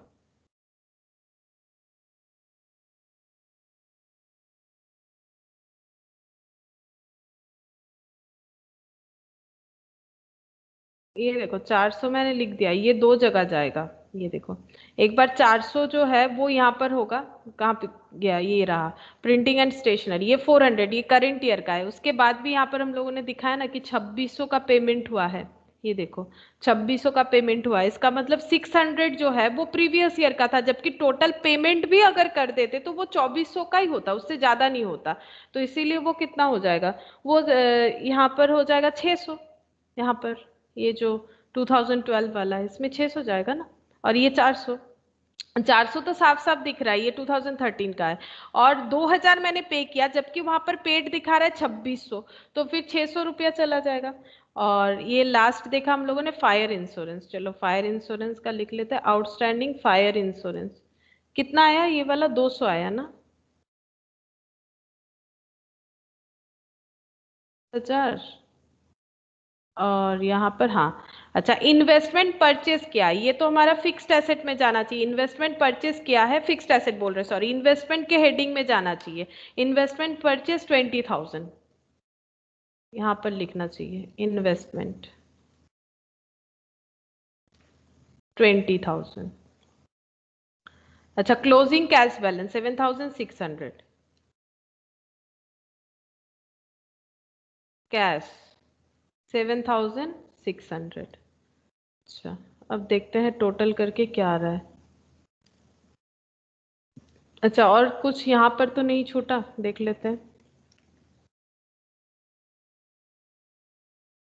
इनकम एक्सपेंडिचर में, इनकम एक्सपेंडिचर में एंट्रांस फीस चेक कर लिया, सब्सक्रिप्शन, इंटरेस्ट ऑन इन्वेस्टमेंट ये सब कर लिया हम लोगों ने। डेप्रिसिएशन नहीं आएगा, डेप्रिसिएशन तो ऑलरेडी हम लोगों ने कर दिया पार्ट पार्ट करके, ठीक है। फायर इंश्योरेंस ये भी कर लिया। ऑडिट फीस, ऑडिट फीस यहाँ पर 500 दिखा रहा है, लेकिन एक चीज देखो, मैंने सारा चीज दिखाया तुम लोग को, मैनेजर सैलरी कंपेयर किया, वहां पर भी था यहाँ पर भी, मतलब रिसिप्ट पेमेंट में भी था, इनकम एक्सपेंडिचर, प्रिंटिंग स्टेशनरी भी सेम चीज, एडवर्टाइजिंग का भी वही, ऑडिट फीस का भी हम लोगों ने, ऑडिट फीस नहीं मिला था हम लोग को वहां पर, ये पॉइंट था। फायर इंश्योरेंस देख लिया, डेप्रिसिएशन बैलेंस शीट में चला गया।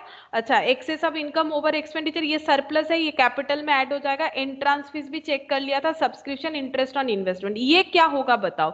ऑडिट फीस मेरा रिसिप्ट पेमेंट में कुछ भी नहीं दिखा रहा, वैसे तो पेमेंट साइड में जाएगा रिसिप्ट पेमेंट के, क्योंकि ये एक्सपेंस है, एक्सपेंस साइड में है, लेकिन यहाँ पर 500 दिखा रहा है, तो इसका मतलब बता सकते हो, सोचो, रिसिप्ट पेमेंट अकाउंट में ऑडिट फीस जो कि पेमेंट साइड में जाना चाहिए वो दिख रहा है नील, यानी हम लोगों ने कुछ भी पेमेंट नहीं किया ऑडिट का, लेकिन मेरा इनकम एक्सपेंडिचर बता रहा है कि मेरा ऑडिट का खर्चा हुआ है इस साल, ठीक है, ऑडिट का खर्चा हुआ है, वो है 500, तो इसका मतलब क्या है।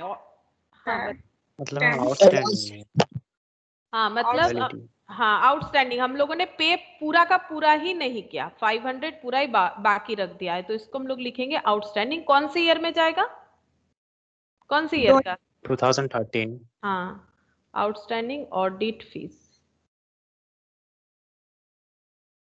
500, बस, और तो कुछ नहीं, और कुछ नहीं है। चेक करते हैं, इसका टोटल करो, 44,000, 25,000, 4,000, 4,200, 1,600, तो ये हो गया 78,800।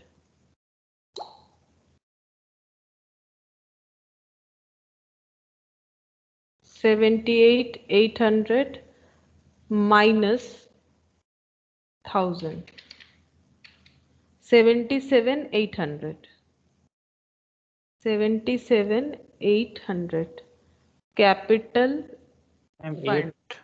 800 है तो हाँ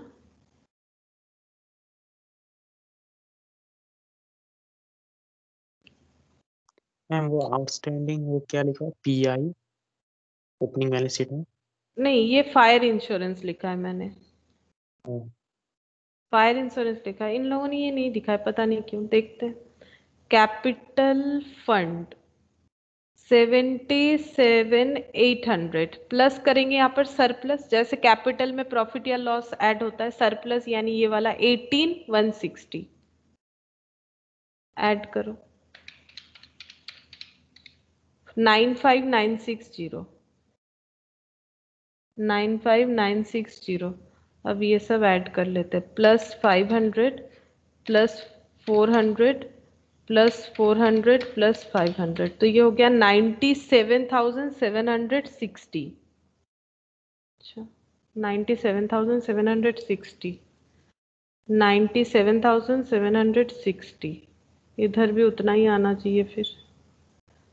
97,700 minus 7,600 minus 600 minus 500 minus 3,000 minus 3,760 minus 22,500 minus 41,800। नहीं, टैली तो नहीं हुआ। एक बार फिर से देखते हैं इतना कम कैसे हो गया। 41,800 प्लस 22,500 प्लस 3,760 प्लस 20,000 प्लस 1,000 और ये हो गया 2,100 और लास्ट 7,600। 97,000, हाँ टैली हो रहा है। 97,760, देखो तो टैली तो हो रहा है ना दोनों साइड। Yes ma'am. 97,760। 760। तुम लोग का जो इंस्टीट्यूट का मैट में सॉल्व किया ना, उसमें ये फायर इंश्योरेंस का कुछ इफेक्ट दिखाया नहीं है, और फायर इंश्योरेंस को नहीं ट्रीट किया और उसके बाद ऐड किया, तो उन लोग का आंसर अलग आ रहा है। लेकिन फायर इंश्योरेंस का भी ट्रीटमेंट होगा ना, गलत किया हुआ है। फायर इंश्योरेंस यहाँ 1000 दिया हुआ था, यहाँ भी अगर 1000 दिया हुआ होता तो उस केस में अलग हो जाता है। यहाँ इनकम एक्सपेंडिचर में 1000 दिया हुआ है और यहाँ पर दिया हुआ है फायर इंश्योरेंस का 1200, तो फिर रिसिप्ट अमाउंट और जो मेरा एक्चुअल अमाउंट है दोनों में फर्क आ रहा है, तो 200 का जो गैप है वो प्रीवियस ईयर का था, वो तो दिखाना चाहिए था। तो वहां पर तुम लोग ठीक कर लो अपने उसमें, या फिर कॉपी में तो किए ही हो, वहां से भी देख सकते हो। तो ये हो गया 12 और 13।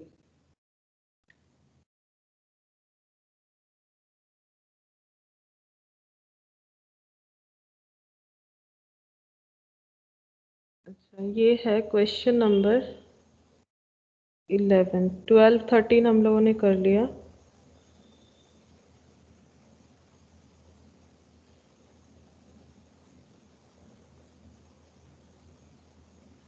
क्वेश्चन नंबर 11 देखो। क्वेश्चन नंबर 11 में क्या दिया हुआ है?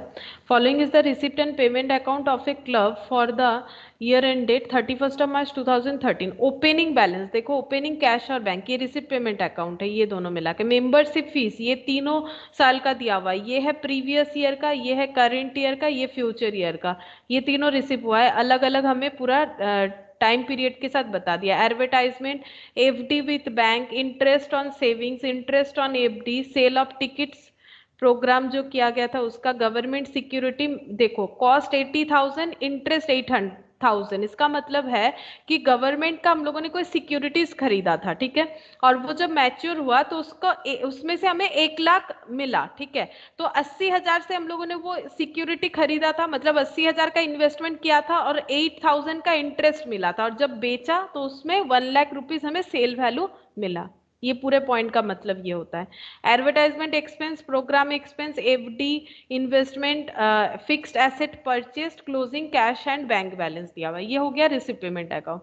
कुछ यहाँ इन्फॉर्मेशन भी दिया हुआ है। मेंबरशिप फीस फॉर 12-13 दिया हुआ है 25,000 and 1,000 from a member who has not yet paid for 2011-12 as well. A provision need to be done on this. अच्छा, income receivable on 31 March 2013 on ICICI bond is 30,000 and on government securities 24,000। मतलब receivable है, इन दोनों में outstanding interest मिलेगा। ICICI का bond, इस bond खरीदा गया था, उस पे इंटरेस्ट 30,000, गवर्नमेंट सिक्योरिटी उस पे इंटरेस्ट 24,000, प्रीपेड एक्सपेंस ये बताया, आउटस्टैंडिंग एक्सपेंस बता दिया, depreciation programme is an annual feature, programme हर साल होता है, ठीक है, तो उस हिसाब से हमें उसे मतलब कैपिटल ट्रीट करना है या रेवेन्यू, हर साल होता है तो रेवेन्यू, ठीक है।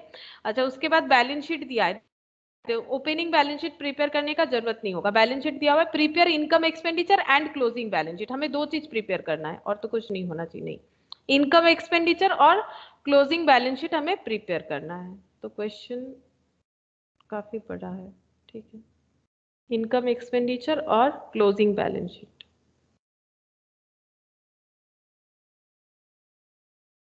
क्वेश्चन नंबर 11,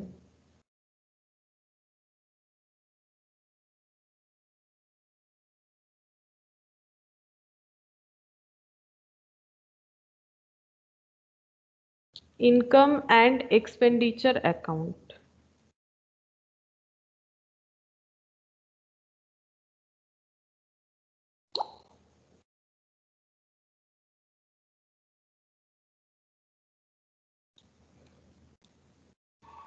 और बैलेंस शीट बनेगा 2013 का, closing balance sheet, opening balance sheet तो ऑलरेडी बना हुआ है।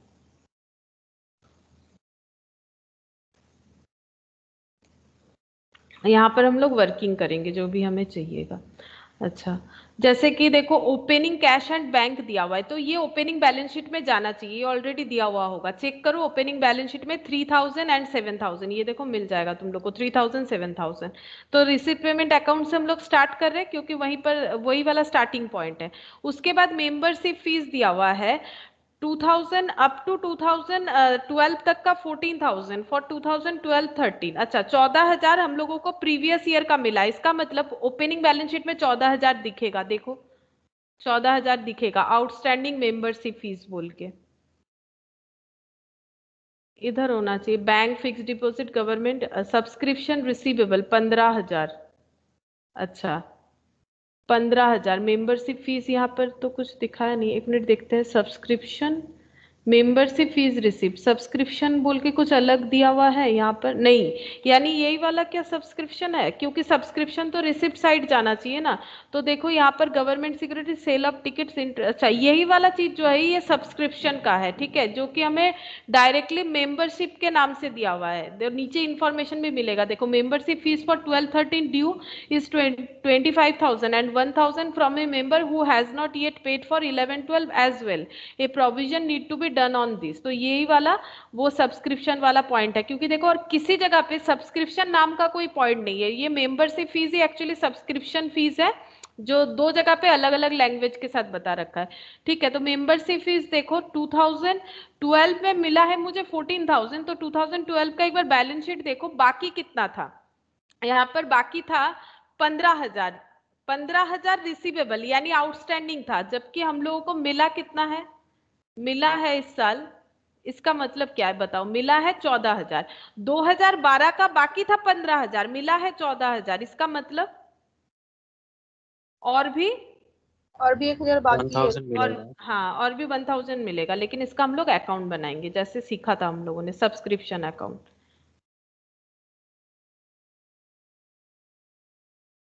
तो यहाँ पर टू बैलेंस बीडी कितना लिखना पड़ेगा बताओ,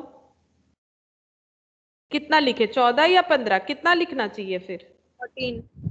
नहीं, 15, इतना मिलना चाहिए था, लेकिन इससे मिला कितना है, पूरा नहीं मिला, ऐसे लिखेंगे by bank receipt and payment account, ठीक है। यहाँ पर दिखाएंगे, ये तो 2013 का बन रहा है, ठीक है, यहाँ पर लिखेंगे 2012, 2013, 2014, जिसमें 2012 का, ये देखो हम ऐसे एरो करके दिखाते हैं ना तुम लोग को, ये देखो यहाँ पर 2012 का कितना मिला है इस साल, 14,000, मतलब अभी भी 1,000 रुपीज का बाकी रहेगा, अभी भी 1,000 रुपीज बाकी रहेगा, इस तरह से हमें करना पड़ेगा।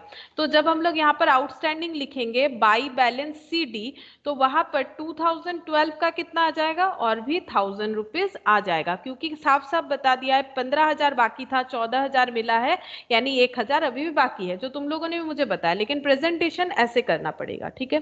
अच्छा, 2012-13 का मिला है 1,50,000, तो यहाँ पर लिख देते हैं 1,50,000, ठीक है। अच्छा, और 13-14 का मिला है 16,000, तो ये मेरा एडवांस है, ये इधर आ जाएगा। टू बैलेंस CD ये हो जाएगा 16,000, तो टोटल कितना हो जाएगा 1,50,000 प्लस 16,000 प्लस 14,000, ये 1,80,000 हो जाएगा। ये देखो रिसिप्ट टोटल 1,80,000, ये तो गिवन ही था क्वेश्चन में, बस मैंने दिखाया इस तरह से। अच्छा, उसके बाद और कुछ सब्सक्रिप्शन रिलेटेड है? हाँ है। 12 यहाँ पर दिख रहा है कि 12-13 में कितना बाकी था, बोल रहा है कि due is membership fees for 12-13 due is 25,000, ये 25,000 बता रहा है एंड 1,000 फ्रॉम ए मेंबर। अच्छा, एक मेंबर का स्पेसिफिकली बता रहा है कि 2012-13 के एंड में 25,000 आउटस्टैंडिंग है। Membership fees for 12-13 due is 25,000, मतलब 12-13 मतलब ये 13 ही लिखते हैं, ठीक है। एक्चुअली ये क्या है 2011-12, ये क्या है 2012-13, ये क्या है 2000, ये है 14, एक्चुअली ये हो जाएगा 13-14, ठीक है 13-14, तो ये यहाँ पर आ रहा है। तो यहाँ पर कितना लिखेंगे 2000, ये हो गया 11-12 का, ऐसे लिख देते हैं 2000। 12-13 का कितना बाकी है यहाँ पर बता दिया है 25,000 बाकी है, ठीक है। तो टोटल आउटस्टैंडिंग हो जाएगा 26,000, टोटल ये हो गया। एक तो 2012 का, वो तो हमें क्वेश्चन पढ़ के समझ में आ रहा है, एक हमें डायरेक्टली बोल दिया है 25,000 बाकी है, ठीक है। अच्छा, उसके बाद बोल रहा है कि 1,000 from and 1,000 from a member, और 1,000 रुपया एक मेंबर से बाकी है जो from a member who has not yet paid for 11-12, जिसने 11-12 का अभी तक पे नहीं किया है, मतलब ये वाला, ये देखो जिसने 11-12 का अभी तक पे नहीं किया, ये भी हमें क्वेश्चन में बताया, लेकिन हम लोग खुद भी तो आइडेंटिफाई कर पा रहे थे, हम लोग खुद भी आइडेंटिफाई कर पा रहे थे, और एक प्रोविजन बनाने के लिए बोला है, ठीक है। प्रोविजन तो बना लेंगे।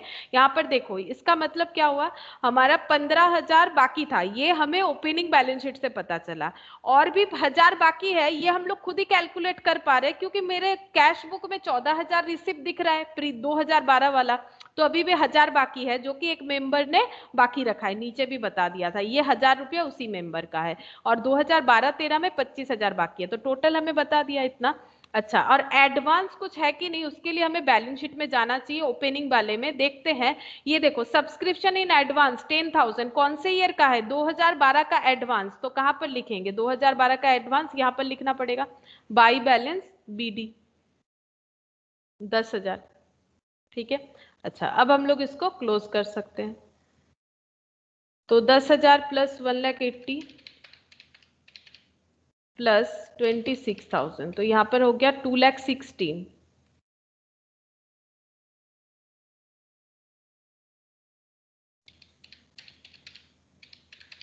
और ये इनकम एक्सपेंडिचर बोल के आ जाएगा, to income and expenditure balancing figure, ये आ जाएगा 1,85,000, ये 1,85,000 आ गया। अब ये इनकम एक्सपेंडिचर में जाएगा। अच्छा, ये ओपनिंग बैलेंस शीट में ऑलरेडी था, अगर तुम लोग ध्यान से देखो तो ये जो डेटा तुम लोग देख रहे हो ना, ये ऑलरेडी ओपनिंग बैलेंस शीट से ही लिया हुआ है, इसको अगर देखोगे तो ये ओपनिंग बैलेंस शीट में हमेशा जाता है, ठीक है। ये इनकम एक्सपेंडिचर, ये रिसिप्ट पेमेंट, और नीचे का जो डेटा आता है ना, ये नीचे का जो डेटा आता है ये हमारा क्लोजिंग बैलेंस शीट में जाता है, हमेशा क्लोजिंग बैलेंस शीट में ये करेंट ईयर का आउटस्टैंडिंग और एडवांस होता है। तो अब हम लोग जो बैलेंस शीट बना रहे हैं वहां पुट कर देते हैं एडवांस सब्सक्रिप्शन बोल के 16,000, यहाँ पर एडवांस सब्सक्रिप्शन 16,000 और आउटस्टैंडिंग सब्सक्रिप्शन 26,000 हो जाएगा, दोनों का मिला के 25 और एक 26,000।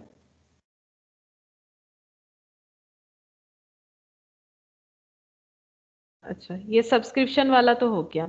अच्छा, उसके बाद फिर से यहाँ चलते हैं, एक एक पॉइंट देखते हैं। अच्छा, एडवर्टाइजमेंट 5 लाख बोला है, एडवर्टाइजमेंट 5 लाख बोला है, देख लेते हैं। एडवर्टाइजमेंट 5 लाख, इसमें कोई इंफॉर्मेशन एडवर्टाइजिंग रिलेटेड नहीं दिख रहा है, कुछ आउटस्टैंडिंग वगैरह है क्या, चेक करते हैं। नहीं, कुछ नहीं है, तो ठीक है। एडवर्टाइजमेंट हम लोग इनका एक्सपेंडिचर में दिखाएंगे। अच्छा नहीं, ये तो इनकम साइड है, तो एडवर्टाइजमेंट से इनकम हुआ है, हो सकता है ऐसा कोई हमारा NPO हो जो कि एडवर्टाइजमेंट के थ्रू से इनकम करता है, तो हम लोग को वो इनकम साइड में दिखाना पड़ेगा। अच्छा, तो यहाँ पर लिखेंगे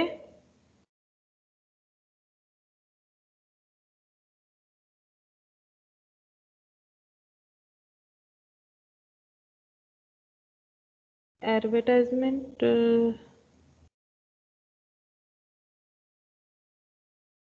कुछ बताया नहीं था इसके बारे में, यहाँ तो कुछ दिया नहीं। Advertisement program is annual, outstanding expense, prepaid expense, income receivable, membership fees, इसका तो कर लिया मैंने। अच्छा, एडवर्टाइजमेंट दिखा देते, बाई एडवर्टाइजमेंट यहाँ पर लिख देते, ठीक ही है। बाई एडवर्टाइजमेंट इनकम है 5 लाख, बाई एडवर्टाइजमेंट हो गया 5 लाख। अच्छा, उसके बाद एफडी विथ बैंक, तो एफडी जो है वो तो बैलेंस शीट में जाना चाहिए, एफडी विथ बैंक, तो फिक्स्ड डिपॉजिट कितने का था 75,000, और पहले से कुछ है एफडी विथ बैंक 75,000, ये रिसिप्ट हुआ है, और यहाँ पर भी है एफडी विथ बैंक 1,25,000। अच्छा, दोनों ही दिया हुआ है। और प्रीवियसली कोई एफडी है कि नहीं वो भी चेक करना पड़ेगा। देखो प्रीवियसली कोई एफडी है कि नहीं, तीनों चीज देखना पड़ेगा। हाँ है, देखो प्रीवियसली 2 लाख है, तो हम लोग लाइन बाय लाइन करते हैं। एफडी बैलेंस शीट का आइटम है, तो हम लोग बैलेंस शीट में पहले जाते हैं, यहाँ पर लिख देते हैं फिक्स्ड डिपॉजिट, फिक्स्ड डिपॉजिट। देखो सबसे पहले 2 लाख था ओपनिंग में। अच्छा, और नया हम लोगों ने कितने का एफडी किया है देखते हैं। नया हम लोगों ने एफडी किया है 1,25,000 का। पेमेंट साइड में देखेंगे ना, एफडी करने का मतलब है हम लोग पे कर रहे हैं, अपना पैसा बैंक में जमा कर रहे हैं। तो नया एफडी हुआ है 1,25,000 का, ऐड न्यू करेंगे 1,25,000, तो टोटल एफडी बन गया 3,25,000 का, ठीक है। अच्छा, अब यहाँ पर एक एफडी दिखेगा तुम लोग को, एफडी विद बैंक 75,000, ये रिसिप्ट साइड है, मतलब बैंक के एफडी का हम लोग को 75,000 रिसिप्ट हो गया है, मतलब इतना एफडी जो है वो मैच्योर हो गया होगा। इसका मतलब देखो यहाँ पर पेमेंट साइड में एफडी का मतलब है और भी 1,25,000 बैंक में एफडी जमा करवाया, हम लोगों ने एफडी बनवाया 1,25,000 का, और एफडी से 75,000 रिसीव हुआ, मतलब एफडी मैच्योर हो गया होगा, उसका 75,000 मिल गया। तो वहां पर लिखेंगे लेस मैच्योरिटी, या फिर मैच्योर भी लिख सकते हो, 75,000, तो ये हो जाएगा 2,50,000।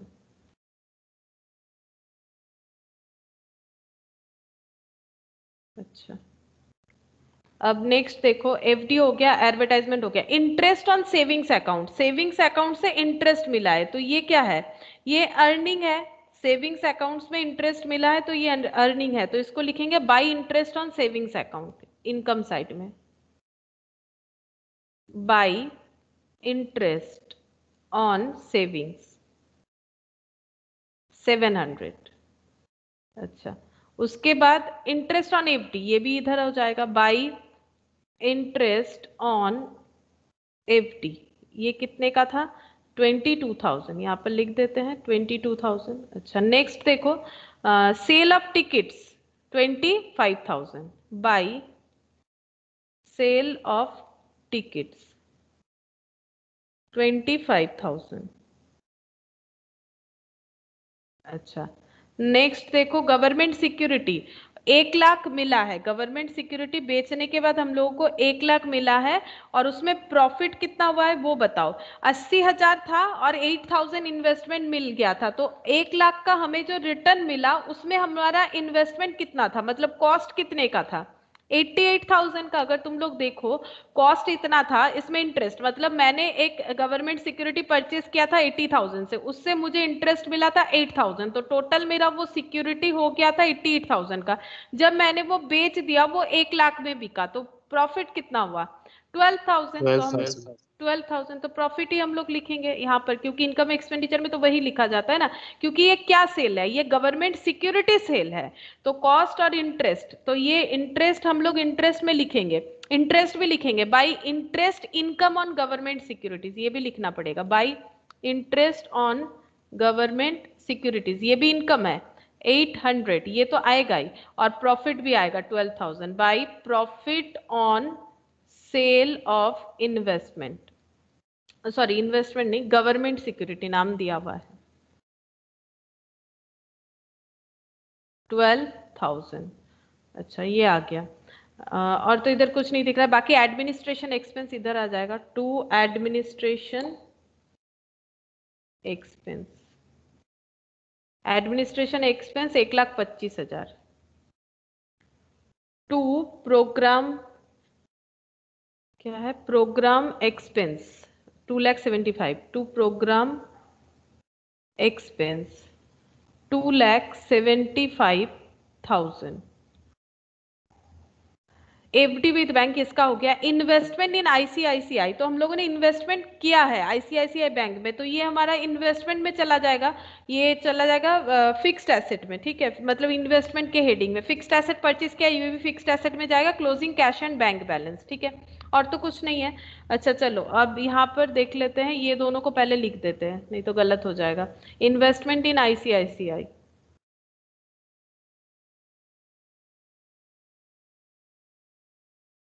इन्वेस्टमेंट इन आईसीआईसीआई 3 लाख। अच्छा उसके बाद fixed asset purchase 80,000, fixed asset, इसमें डेप्रिसिएशन है, और कैश एंड बैंक 2,700 और 5,000 ऊपर लिख देते हैं, कैश एंड बैंक 2,700 और 5,000।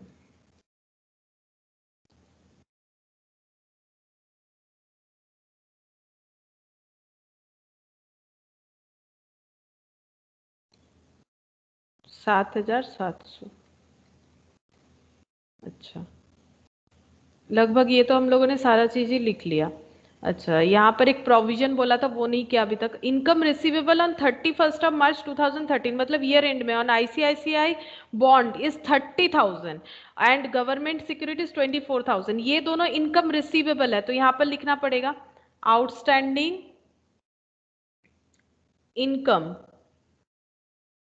ऑन आईसीआईसीआई 30,000 और outstanding income on government securities 24,000, ये चला जाएगा 24,000 गवर्नमेंट सिक्योरिटीज पे आउटस्टैंडिंग, ये दोनों लिख लिया। अब ये आउटस्टैंडिंग है मतलब मेरा रिसीवेबल इनकम था बट मुझे नहीं मिला, तो ये मेरा इधर भी जाना चाहिए इनकम एक्सपेंडिचर में भी, मतलब इनकम साइड में, तो by outstanding income on ICICI 24,000 और बाई आउटस्टैंडिंग इनकम ऑन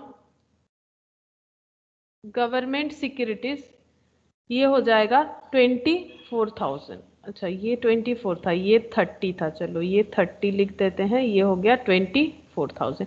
ये क्यों लिखा, देखो ये नीचे दिखा रहा है ना आउटस्टैंडिंग, तो आउटस्टैंडिंग जो होता है वो पीएल में भी जाता है और बैलेंस शीट में भी जाता है, तो पीएल के जगह यहाँ पर क्या बन रहा है हमारा इनकम एक्सपेंडिचर, प्रीपेड एक्सपेंस 7,000, हम लोगों ने प्रीपेड एक्सपेंस किया है 7,000 का, तो ये तो बैलेंस शीट में जाएगा एसेट साइड में, प्रीपेड एक्सपेंस।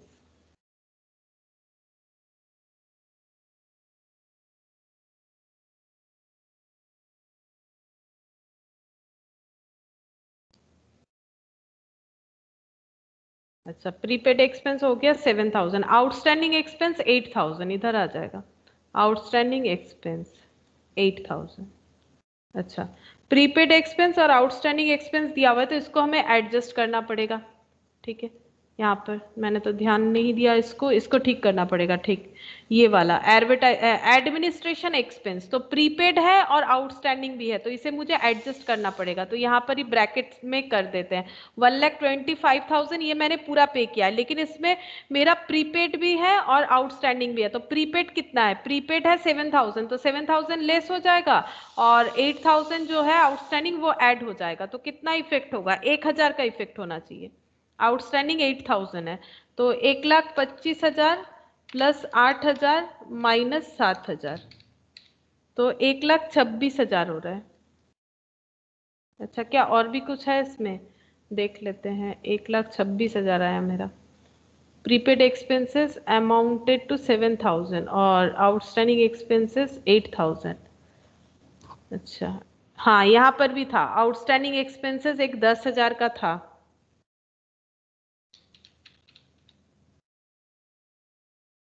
यहाँ पर भी 10,000 है। Accumulated surplus subscription in advance, यहाँ पर भी दिख रहा है आउटस्टैंडिंग एक्सपेंस। एक काम करते हैं, इसका अकाउंट बना लेते हैं। इसका अकाउंट बना लेते हैं। जब भी थोड़ा टफ लगे तो अकाउंट बना लो, अकाउंट बनाने से समझ में आ जाता है। और एक्सपेंस बोल के बनाते हैं, ठीक है। एक्सपेंस तो अगर हम लोग ओपनिंग बैलेंस शीट से जाए तो देखो आउटस्टैंडिंग एक्सपेंस 10,000, ठीक है। तो आउटस्टैंडिंग एक्सपेंस 10,000, तो यहाँ पर लिखेंगे एक्सपेंस है, बाई बैलेंस बीडी लाइबिलिटी है ना 10,000।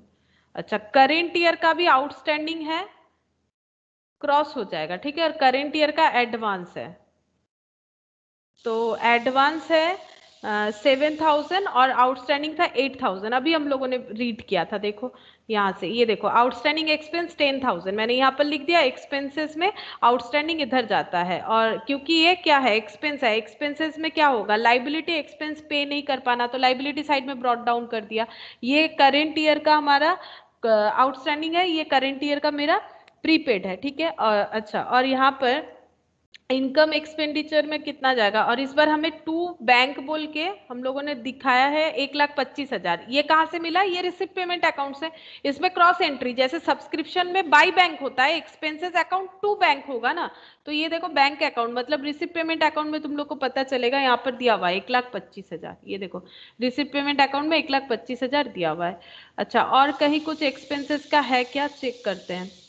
इनकम रिसिप्ट प्रीपेड, और तो मुझे कुछ नहीं दिख रहा है, एक बार बैलेंस शीट में देख लेते हैं।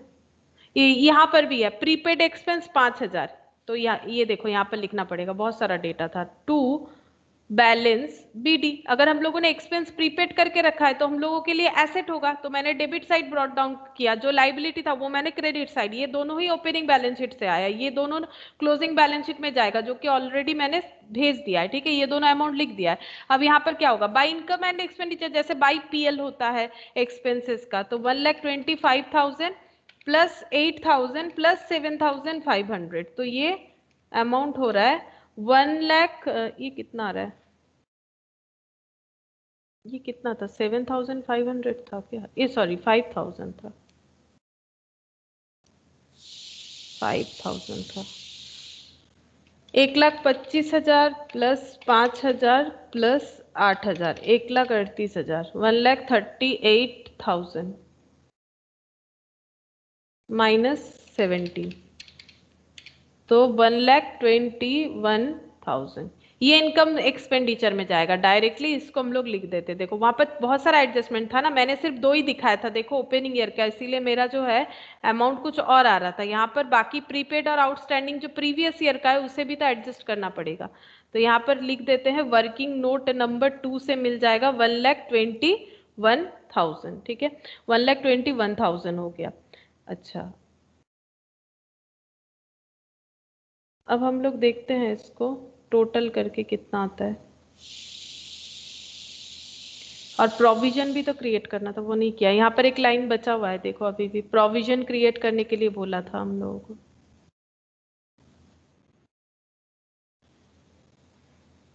ये रहा, provision needs to be made. Provision का मतलब है, जैसे हम लोग provision for bad and doubtful डेप्ट करते हैं, वैसे ही ये सब्सक्रिप्शन देने वाले डेटर हो जा रहे हैं ना, तो अगर वो नहीं पेमेंट कर रहे हैं तो उसके लिए प्रोविजन क्रिएट किया जाता है। जैसे प्रोविजन फॉर डाउटफुल डेप्ट है, उसी पैटर्न में होगा प्रोविजन फॉर सब्सक्रिप्शन।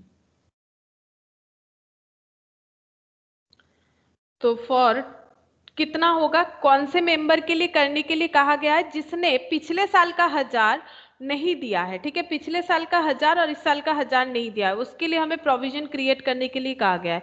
तो फॉर 2011-12 मतलब ये पैसा मिल भी सकता है, नहीं भी मिल सकता है, इसीलिए 1,000। और फॉर 12-13 1,000, तो टोटल हो जाएगा 2,000 बाई बैलेंस CD। 2000 का प्रोविजन करके रखना है, हो सकता है कि ये बैड डेब्ट हो जाए, तो यहाँ पर हमें लिखना पड़ेगा प्रोविजन क्रिएट करने से मेरा पीएल डेबिट जैसे होता है, income expenditure debit to provision for subscription 2000। अब देखते हैं क्या आता है इनकम एक्सपेंडिचर अकाउंट में। तो 1,21,000 प्लस 12,000, अच्छा डेप्रीशिएशन चार्ज नहीं किया, चलो डेप्रीशिएशन बच गया, डेप्रीशिएशन 12,500 टू डेप्रीशिएशन 12,500। अच्छा देख लेते हैं, 5,722,000, 25,000, 800, 12,000, 30,000, 24,000, 6,14,500 माइनस 121,000 माइनस 27530 2,000 12,500, ये आया 2,04,000, लेकिन इन लोग का आंसर है 3,96,200। अच्छा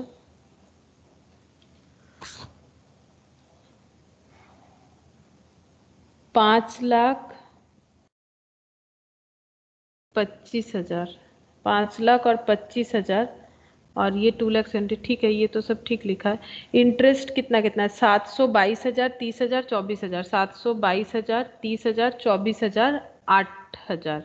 अच्छा ये क्या 8,000 था इंटरेस्ट ऑन गवर्नमेंट सिक्योरिटीज, हाँ ये 8,000 था ना, ये 800 लिख दिया, गलत हो गया, 8,000। अच्छा और profit on sale of investment वो भी लिख दिया है, तब तो हो जाना चाहिए, देख लेते हैं। 5,722,000, 22,000, 25,000, 20,000, 30,000, 24,000, 6,21,700, 6,21,700 minus 1,21,000 minus 2,75,000 minus 2,000 minus 12,500।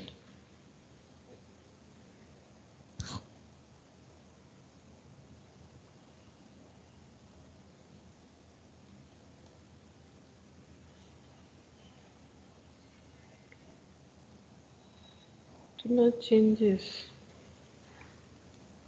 to surplus, कुछ तो गलत हो रहा है। 5,25,000 ये लिखा है मैंने, 5,00,000 ये 25,000, 2,75,000 मैंने इधर लिखा है, ठीक है। अच्छा उसके बाद 25,000, 5,00,000 और ये 722,000, 722,000, 30,000, 30,000, 24,000, 24,000, 8,000। अच्छा उसके बाद 12,000, बस और तो कुछ बचना नहीं चाहिए। एक बार इसका टोटल देखो तो सही है कि नहीं, क्या मेरे से गलत हो रहा है कुछ भी। 5,00,000 प्लस 6,799 कितना होगा मैम, इतना ही आया। इतना ही आ रहा है। अच्छा और एक बार देख लेते हैं, 22,000, 25,000, 8,000, 12,000, 30,000, 24,000, 6,21,700। अच्छा अब इधर ये सही तो होना चाहिए, 1,21,000 लिखा है मैंने, 12,500 लिया है और 2,000 लिया है, ये इधर कर दिया गया, बात तो एक ही है। सरप्लस तो मेरा सही आना चाहिए ना, 121,30, 2,75,000 माइनस 2,000 माइनस 12,500,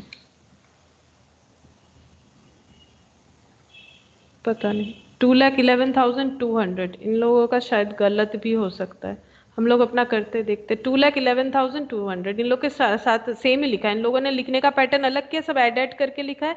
हो सकता है इन लोग का आंसर गलत है, मतलब कैलकुलेशन गलत किया हो, देखते हम लोग का बैलेंस शीट टैली करता है कि नहीं। अच्छा यहाँ पर लिखेंगे कैपिटल फंड मैम प्रोग्राम में एक्सपेंस हुआ था ना, तो ये लोग सरप्लस दिखा रहा है यहाँ पे। नहीं नहीं, ये लोग प्रोग्राम वाला क्या एडजस्टमेंट किया, इन लोग की तरह भी मैंने भी सेम ही किया। इन लोगों ने प्रोग्राम का 2 खर्चा ऐड कर दिया, एडवर्टाइजमेंट का और एक कुछ अर्निंग हुआ था, उन दोनों को ऐड करके फिर ये लेस कर दिया। फिर भी बात तो एक ही होना चाहिए। तुम लोग एक बार उसको करके देख सकते हो, बुक का जो आंसर है उसको कैलकुलेट करके देखो। मुझे नहीं लगता कि मैम आंसर। बुक का ही समझ नहीं आ रहा है, तो गलत टाइप से लग रहा है। इनकम एक्सपेंस को तो इनकम दिखा रहे हैं यहाँ पे, ऐसा लग रहा है। प्रोग्राम एक्सपेंस है ना मैम, 2,75,000, उसको तो इनकम में शो कर रहा है, नहीं सरप्लस बोल रहा है। हाँ नहीं, माइनस करके शो किया है देखो, माइनस करके मतलब वो ठीक किया है, 25,000 हाँ प्लस 5 5 लाख माइनस करके 25। किया है। हम वो देखे नहीं नहीं थे हम। हम वो नहीं बोल रहे, हम बोल रहे तुम लोग टोटल करके देखो क्या इन लोग का लेजर सही है, वो बोल रहे हैं। लेजर गलत लग रहा है मुझे, मतलब लेजर का टोटल पोस्टिंग वगैरह सही किया है, लेजर का टोटल मुझे डाउट है। 5,31,700 माइनस 1,21,000, 12,500, 2,000। नहीं, इन लोग का तो सही आ रहा है, 3,96,200। क्या पता नहीं क्या हो रहा है। अच्छा देखते हैं। अच्छा यहाँ डेप्रिसिएशन लिख लेते हैं, नहीं तो गलत हो जाएगा। डेप्रिसिएशन वहां पर लिखे थे ना, वही अमाउंट लिख देते हैं। डेप्रिसिएशन है हम लोगों का 12,500, यहाँ से 80,000 67,500। अच्छा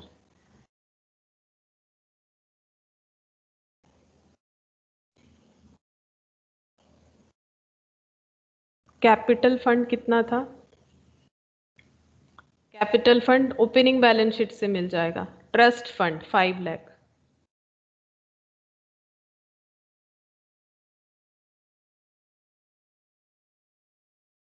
अच्छा यहाँ पर ये तो वही आएगा और तो कुछ नहीं आएगा। अच्छा ठीक है, अब देखते हैं और क्या दिया हुआ है। एक्यूमुलेटेड सरप्लस 1,05,000 प्रीवियस ईयर का। जैसे ये सरप्लस है वो ऐड नहीं किया, अगर ऐड होता तो वो फंड के साथ ऐड हो जाता ना। जैसे यहाँ पर हम लोग सरप्लस करेंट ईयर वाला ऐड करेंगे, प्लस ओपनिंग सरप्लस, वो एडेड नहीं है। एडेड होने से वो कैपिटल फंड के साथ ही दिखता है। ये देखो अलग से लिखा है 1,05,000। तो यहाँ पर मेरा तो सरप्लस आया 211,200, 211,200 प्लस 105,000, तो ये हो गया 8,16,200, 8,16,200। अच्छा प्लस 16,000 प्लस 8,000, 8,40,200 ऐसा आ रहा है। देखते हैं बाकी इधर। कैश बैंक 2,700, 5,000, ये दोनों मिला के 7,700। अच्छा उसके बाद 2,50,000 का फिक्स डिपॉजिट। अच्छा उसके बाद 26,000 का आउटस्टैंडिंग सब्सक्रिप्शन। इन्वेस्टमेंट आईसीआईसीआई में 3 लाख और फिक्स डिपॉजिट ये हो गया 67,500। अच्छा 67,500। अच्छा उसके बाद 30,000, 24,000, 7,000, 7,12,200 आ गया। अच्छा फिक्स्ड एसेट पहले से भी था शायद, वो भी तो लिखना था मुझे। ये नहीं लिखा मैंने, ये रहा फिक्स्ड एसेट 2 लाख, सॉरी ये रहा 95,000 का था। यहाँ पर ऐड करेंगे, ये ओपनिंग लिखना था ठीक है, तो इसके आगे लिख देते हैं ओपनिंग फिक्स्ड एसेट 95,000। ये नहीं लिखे 95,000, 95,000 प्लस 80 माइनस ये 12,000, तो ये 67,500 में और भी 95,000 ऐड हो जाएगा। ये चेंज हो जाएगा अमाउंट। ये हो जा रहा है फिक्स्ड एसेट का 1,62,500। चेक करते हैं 1,62,500 ये मैंने लिखा हुआ है। प्रीपेड एक्सपेंस 7,000 ये भी लिख लिया है। अच्छा प्रोविजन नहीं दिखाया मैंने। सब्सक्रिप्शन जो मैंने दिखाया था आउटस्टैंडिंग सब्सक्रिप्शन 26,000, और उसमें से प्रोविजन लेस करना पड़ेगा। जो प्रोविजन हम लोगों ने वहां पर क्रिएट किया था, प्रोविजन फॉर सब्सक्रिप्शन 2000 का, तो ये आउटर में चला जाएगा 24,000, ये आउटर में 24,000 जाएगा, तो 2000 और भी कम हो जाएगा। ठीक है, तो 2000 यहाँ से कम कर दिया, जो कि पहले ट्रीटमेंट नहीं किया था मैंने। अच्छा, उसके बाद 24,000 और 30,000 का रिसीवेबल है। आईसीआईसीआई में 3 लाख का इन्वेस्टमेंट है। अच्छा, 2,50,000 का ये एक आ जाएगा, 2,50,000। अच्छा, उसके बाद यहाँ पर 7700, तो क्या नहीं लिखा मैंने, यहाँ पर दिख रहा है मुझे, जो मैंने यहाँ पर लिखा नहीं है, 2,20,000 का कुछ नहीं लिखा है। अच्छा, गवर्नमेंट सिक्योरिटीज जो मैंने बेच दिया, अच्छा उसका दिखाना पड़ेगा, वो नहीं दिखा है। चलो, गवर्नमेंट सिक्योरिटीज, ये वाला एडजस्टमेंट नहीं दिखा है, गवर्नमेंट सिक्योरिटीज वाला। ये देखो 80,000 का बिक गया, ठीक है, 80,000 का बिक गया, और यहाँ पर इंटरेस्ट मिला था 8,000, तो 80,000 का जो बिक गया वो हम लोगों ने नहीं दिखाया। तो कितना था टोटल गवर्नमेंट सिक्योरिटीज, ये देखो गवर्नमेंट सिक्योरिटीज टोटल 3 लाख था, वहां से 80,000 का बिक गया, तो कितना बचा है वो दिखाना था। गवर्नमेंट सिक्योरिटीज 30,000 माइनस 80,000, 30,000 नहीं, सॉरी 3 लाख है, 3 लाख माइनस 80,000, 2,20,000 ये बच गया था, तो ये दिखाना था। तो सारा चीज ही तो लिख लिया। चलो फिर से देखते, 7700 प्लस 2,50,000 प्लस 24,000 24,000, 3 लाख, 1,62,500, 30,000, 24,000, 7,000, 2,20,000, तो ये आ रहा है 10,25,200, 10,25,200 आ रहा है, जो कि टैली तो हो रहा है, बट यहाँ पर मेरा नहीं हो रहा है because of the surplus. Surplus इन लोग के साथ टैली नहीं हुआ, बट क्यों नहीं हो रहा है? बाकी तो सारा कैलकुलेशन सरप्लस का सेम है, फिर क्यों नहीं हो रहा है? क्या नहीं लिखा मैंने यहाँ पर? कुछ तो छूट गया होगा। क्या छूट गया? सब्सक्रिप्शन 1 लाख,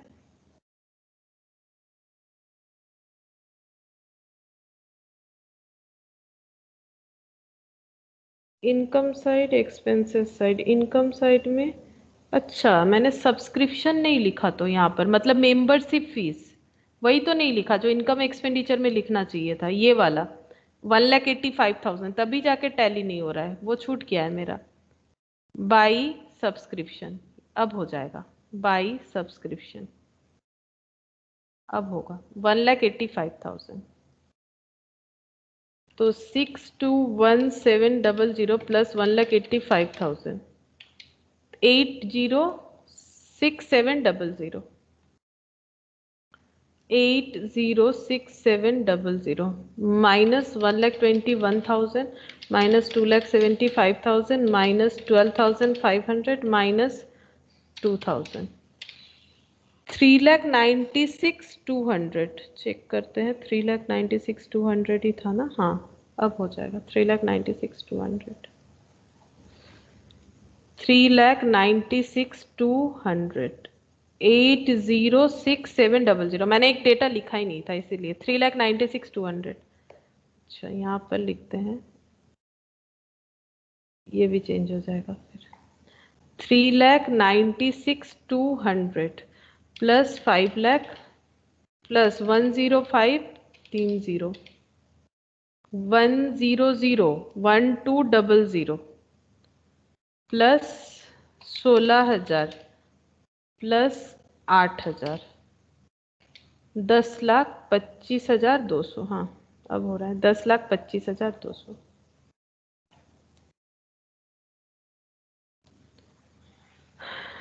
अब जाके बात देखो, ऐसा क्वेश्चन लेकिन काफी पेशेंस का बात है, बहुत टाइम लगता है, टैली कर करके देखना है तभी जाके कर पाओगे। तो इसको तुम लोग, हम तो बोलेंगे और एक बार इसको घर पे प्रैक्टिस करो। एक बार फिर से याद दिला देते हैं कैसे मैंने किया, थोड़ा सा इधर उधर हो गया। एडमिनिस्ट्रेशन एक्सपेंस जो है ना 1,25,000 पूरा इसलिए नहीं लिख पाए क्योंकि यहाँ पर देखो, तुम लोग अगर एक्सपेंस पे जाओगे तो तुम लोग को बहुत सारा आउटस्टैंडिंग मिलेगा, एक्सपेंस एक ही है तो वो एडमिनिस्ट्रेशन वाला ही बोल रहा है, तो इससे हम लोग को पता चल जाएगा कि इनकम एक्सपेंडिचर में कितना जाना चाहिए, क्योंकि जरूरी नहीं है कि जो जितना पेड है वो पूरा का पूरा इनकम एक्सपेंडिचर से जाए, उसमें कम या ज्यादा भी हो सकता है। प्रोग्राम एक्सपेंस इसको भी हम लोग लिख सकते हैं 2,75,000, ये मेरा एक्सपेंसेस था रिसिप्ट पेमेंट अकाउंट से, लेकिन इसमें भी मेरा कुछ खर्चा वगैरह ये सब दिखाया था, तो मैंने देखो इस तरह से लिखा हुआ है, मैंने यहाँ पर इस तरह से लिखा है प्रोग्राम एक्सपेंसेस को, मैंने लिखा है यहाँ पर टू प्रोग्राम एक्सपेंस 2,75,000, क्योंकि इसका कोई भी आउटस्टैंडिंग मुझे बैलेंस शीट में नहीं मिला था, यानी ये पूरा ही करंट ईयर का होगा। जब बैलेंस शीट में कुछ आउटस्टैंडिंग मिलेगा तब पता चल जाएगा कि कहीं प्रीवियस ईयर का पेमेंट तो यहाँ इंक्लूडेड नहीं है, वैसे करके देखना है।